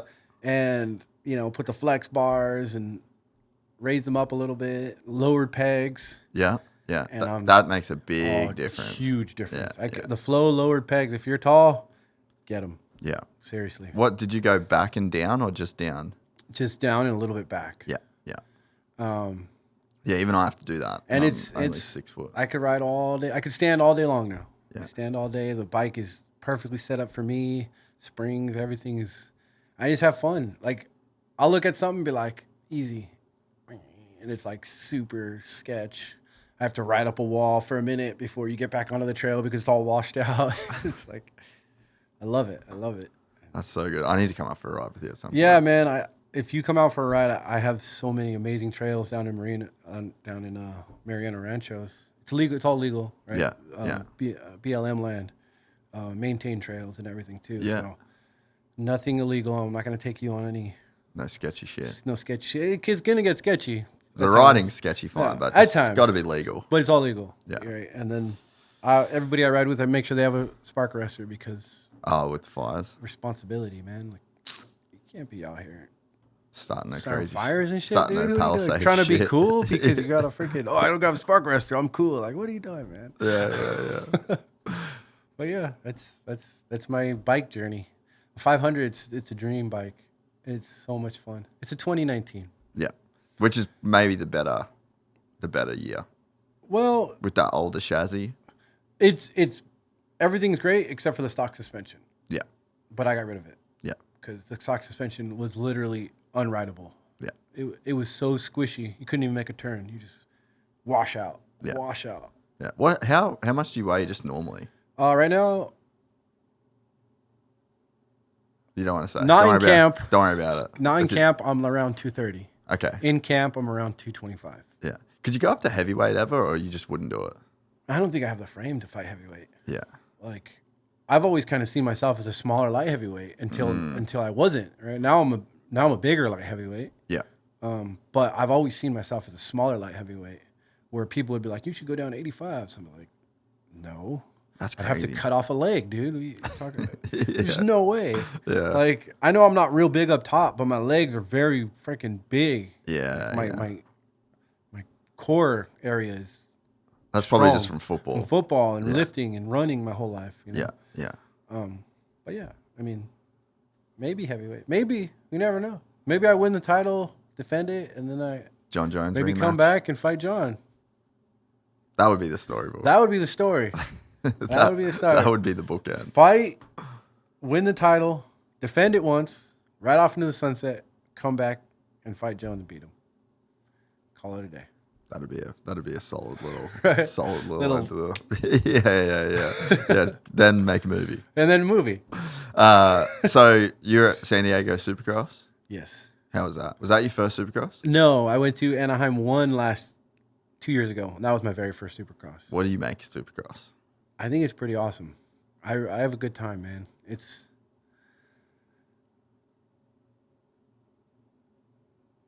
I feel like they could do a little better job with the theatrics. Yeah, like the show. Yeah, I feel like they could make the show a little more showy. Yeah. But the racing is awesome. Yeah. Like, seeing these guys manhandle those bikes and then, like, seeing how fit those riders are. Because I always thought they were just, like... Sit on it, turn the throttle, you go. Well, yes, I just thought they were smaller guys that weren't super fit. I don't know. Until I went to Supercross the first time and saw their cores and their actual bodies. And I'm like, wow, these guys are in really good shape. You ever seen Sexton work out? I've never seen him work out. Bro, go to like a video of him in the off season. You know those videos he was posting where he was working out? Dude, he's a beast. And I mean, all the guys are like, they're gnarly. Yeah. But I think Sexton's like probably, go to like the boot camp one, yeah. You see him like lifting and shit, like just doing fucking bulk front squats and yeah, there you go. And then you're mixing like the crazy cardio. From like cycling and like, stuff look like at that. Look at the frame on this guy. Oh, yeah. Yeah, that's what I saw. his core is their midsections are Just- yeah. wide, like stout. Their cores are super stout. Yeah, and he's like, dude, I went on a mountain bike ride with him, and he's like doing his zone too. I was on an e-bike. And he was smoking you up the hill. Oh, it wasn't like I couldn't keep up with him, but like if I was on a normal bike doing that, dude, I would be through the roof. Just be laying there. And he was talking to me the whole time. We were like just like having a chill conversation the whole time. And then like the commitment that he had. Gotta love a Versa climber. Yeah, really? They're good. I've never They're good. actually done one. They suck, but they're good. Yeah, I was gonna say that shit freaks me out. But yeah, like and the commitment to stay in zone 2, right? So like you get to the top of the trail, he was the first one up. There was like a bunch of other guys. So he's like, nope, down the hill, climbs back up, was like the last guy, no matter what. Like just crazy commitment to his program and his fitness. And it's like, That's right. that's why the dude is leading the championship right now, you know? And he won it a couple years ago. Yeah. No, yeah, I mean it's the fight and the race is won well before you walk in that cage or when you step on when you grab those bars. Like the preparation, man. And that's what I feel like a lot of these Supercross guys too are really ramping up off-season training and getting into strength conditioning programs more these days because what Jet did last year, right? Like you better figure something out because you can't let this dude just come in and just beat you guys easily like that, you know? So it's like just riding wasn't enough. Now it's time to implement the off-season program into everybody. You know, everybody's doing an off-season program. Well, and I'm I sure think they all do. his like level of commitment to his technique as well. Like I think he kind of like pushed the game forwards. For every little like Every foot placement, every everything, little yeah. thing just so matters. precise. Yeah, Yeah. like I said, the things that people don't think matter. Yeah. That's what makes the greats is when you pay attention to the little things, that the little details. Did I put my foot right here? Did I angle right here? And then now you're world champion. Where do you put Supercross dudes, like the top level Supercross dudes? Like where do you put them at as like athletes on the spectrum in terms of like elite UFC, you know, like when you think about the level? Because I mean, a lot of people that are UFC fans might not even know. So top 5 Supercross riders as athletes are top 5 in any sport. Top 5 UFC fighters are top 5 in any sport. Yeah. So once you hit top 5, top 10, just transfers. it's a whole different kind of human being. So what is abnormal to most is normal to the top 5, top 10. So when you're like, damn, bro, you're killing yourself. Like, bro, wow, you just did. He's like, oh, man, like, I don't know if I did enough. Yeah, that ain't shit. Right? Like, Yeah, and that's how I feel about, like, training. I'll do, like, 10 5-minute rounds straight with 1 minute rest, but I'll do push-ups in between or sit-ups or squats every single round. And I'm like, it's, like, easy. You know what I'm saying? But that's, like, normal and regular for me, but To someone else, that's crazy. ridiculous. And that might be a dude that's also fighting in the UFC. Exactly. So, like, I said that to Coach Joe Stevenson, and he was like, that's outrageous. So it was outrageous to him. And he fought for the title, right? And he's like, but that's what makes you so special. You look at crazy things like this and see it as necessary and normal. So Chase has seen all this as necessary and normal the same way I see everything as necessary and normal. You know what I mean? Yeah, yeah. And that's what it is to be top 5 in any sport. So like football, obviously football players, best athletes in the world, right? You think so? I think so, yeah. What makes them so special? The competition. Yeah, yeah. The to get in, you have to be so The much. barrier to entry. The barrier to entry is ridiculous. And then to stay there is even more crazy, right? You have to be God-given to be there. Yeah. Not just that, you have to have a crazy work ethic. You have to work hard. You have to do check all the boxes, and God has to give you all the gifts. You know what I'm saying? Yeah, you just can't fake being an NFL MVP. You cannot. That's one thing you can't fake. Yeah. Like you could almost like not do the work and become a UFC fighter. No, seriously. You know, just on toughness. You've seen guys do that. 100%. But you can't be top 5. You could get in, you win a couple fights, but you're not consistently winning. Yeah. You know? Yeah. And that's the difference. The same with them. You could get into moto. You maybe get in a race, but you're not winning races unless you're doing all this. Yeah. Right? Unless your body is dialed, unless your mind is equally as dialed as your body. Yeah. And it's like that top 5 in moto, any sport is a certain kind of individual. And yeah, I think they would be, whatever sport they did, they would excel. Same way with me. Where I did football, I excelled. I'm doing fighting, I excelled. If I did motocross, I would probably excel. It's the same kind of thing where knowing what it takes and then going beyond that. That's just what it is. Simple formula in the end. Yeah. Yeah. In the end, like I said, it's a lot simpler than we all think. So who like really impresses you in the UFC at the moment? Just in terms of like being an athlete that just like fully does the work. Islam, Makhachev. Bro. Islam. I want to name my kid Islam, bro. What a man. Hey, he's a moto dude. I know. Did you he know rides that? Enduro. Yeah. I would love to ride with him one day. Dude, we should go a trip to Dagestan. Dude, that would be wild. I would do the that. The mountains of Dagestan to go rip with Khabib and Islam. Pull up Islam Makhachev on a dirt bike. It was after one I could probably outride him still. I'm just gonna put that out there. Let's see this. Yeah, because he posted a clip and I was like, no way. What a don, bro. Yeah, as if I couldn't like this guy anymore. And it's beautiful out there. Look at that. Oh. There's a video though. We need to try and find it of him riding this crazy hill, and it was a gnarly hill climb, bro. How cool is it that he's in a dirt bike as well? It's crazy because when my last fight, going down. When I was at the PI training for Anthony Smith fight week, I was in the octagon working, and Islam would come in every day at the same time because he trains at the same time, and he was fighting a couple weeks later. And watching him work was really cool. It was it was cool because we're doing this like the same thing. It was cool to see that we're on the same level in terms of required work. Yeah. Right? What you perceived as the work you needed to do and you were willing to do. And we were both doing the same work. And we didn't talk to each other. We're not from the same camp, not from the same country. We don't even have any kind of communications with each other.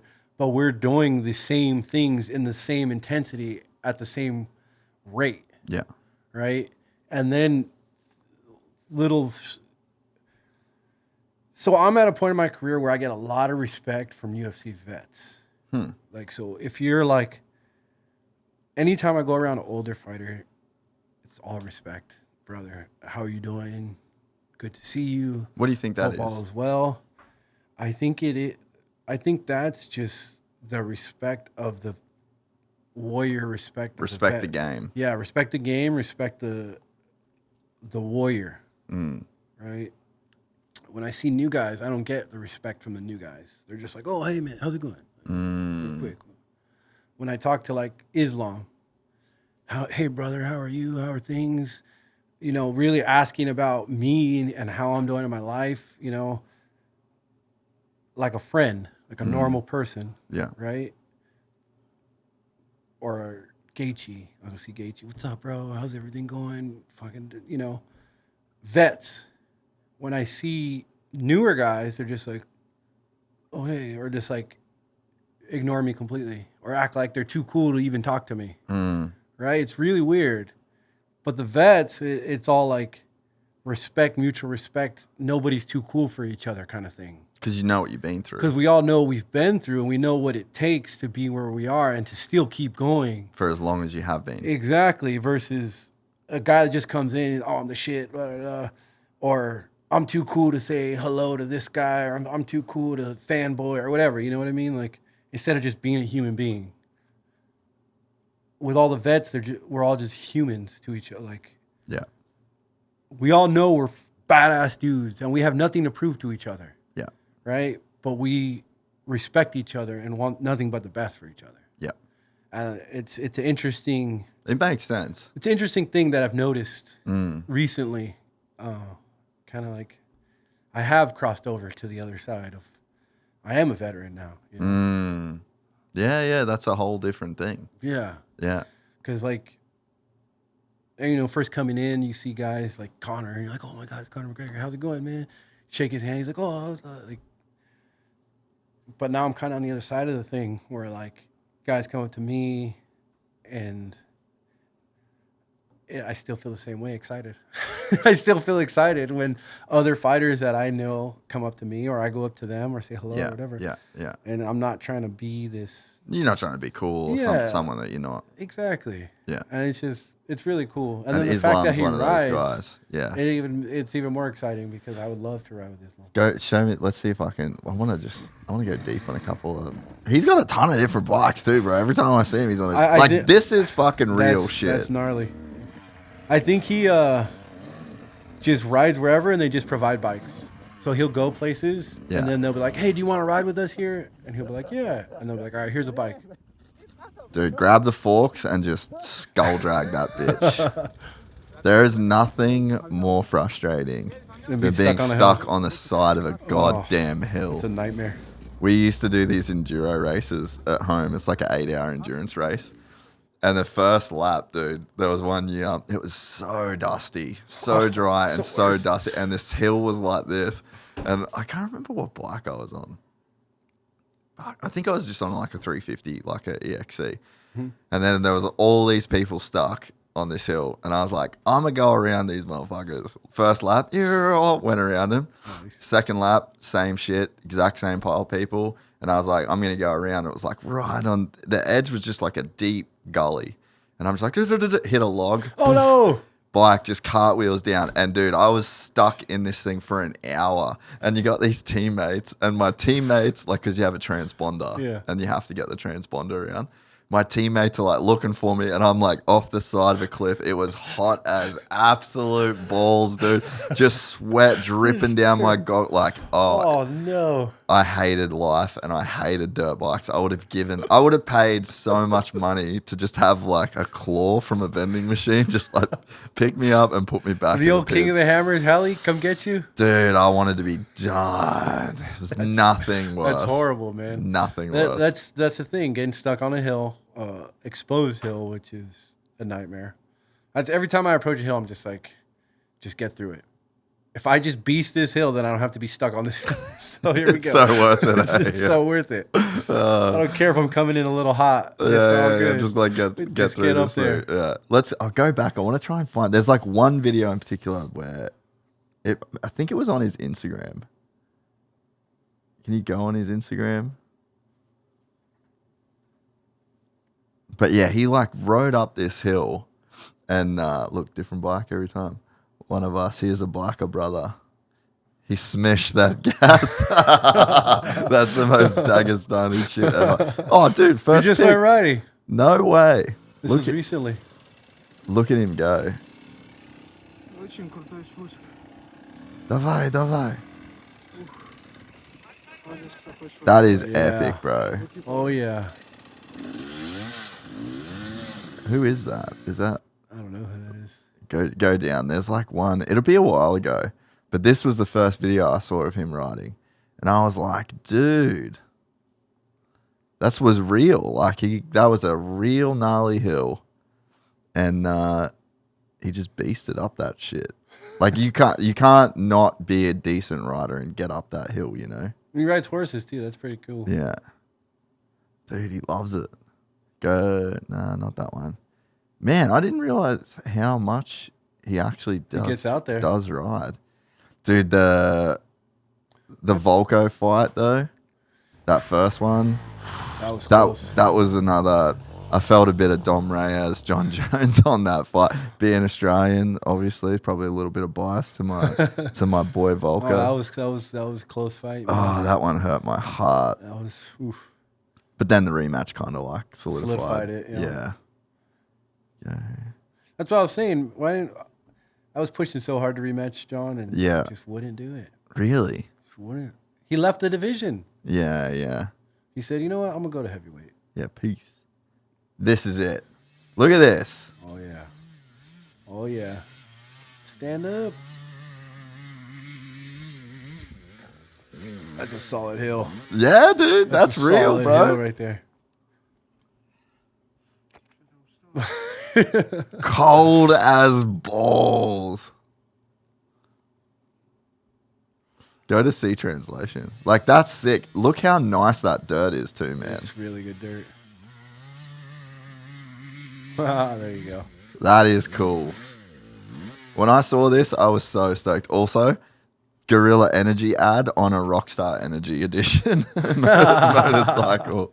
I think that's his though. I think the Rockstar is his. Yeah. I think that's his bike. Yeah, yeah. That's sick. Yeah. That would be a sick little ride. That would be an awesome Go ride. to Dagestan, get a couple Or even bikes. Vegas.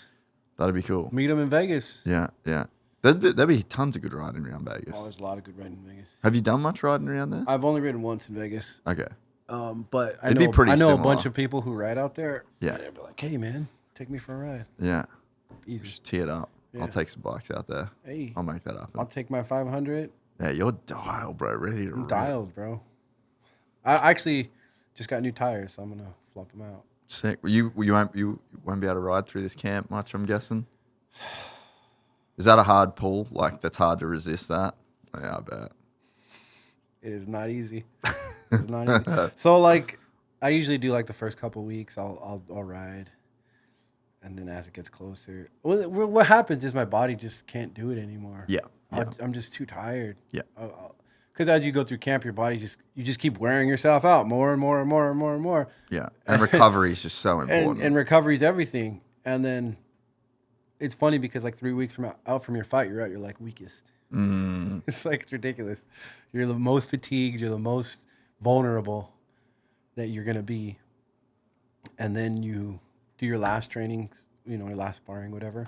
And then you take that week off for the fight, and then you're like, Yeah. Yeah. it's crazy. You break yourself down it's really weird. We mess ourselves up.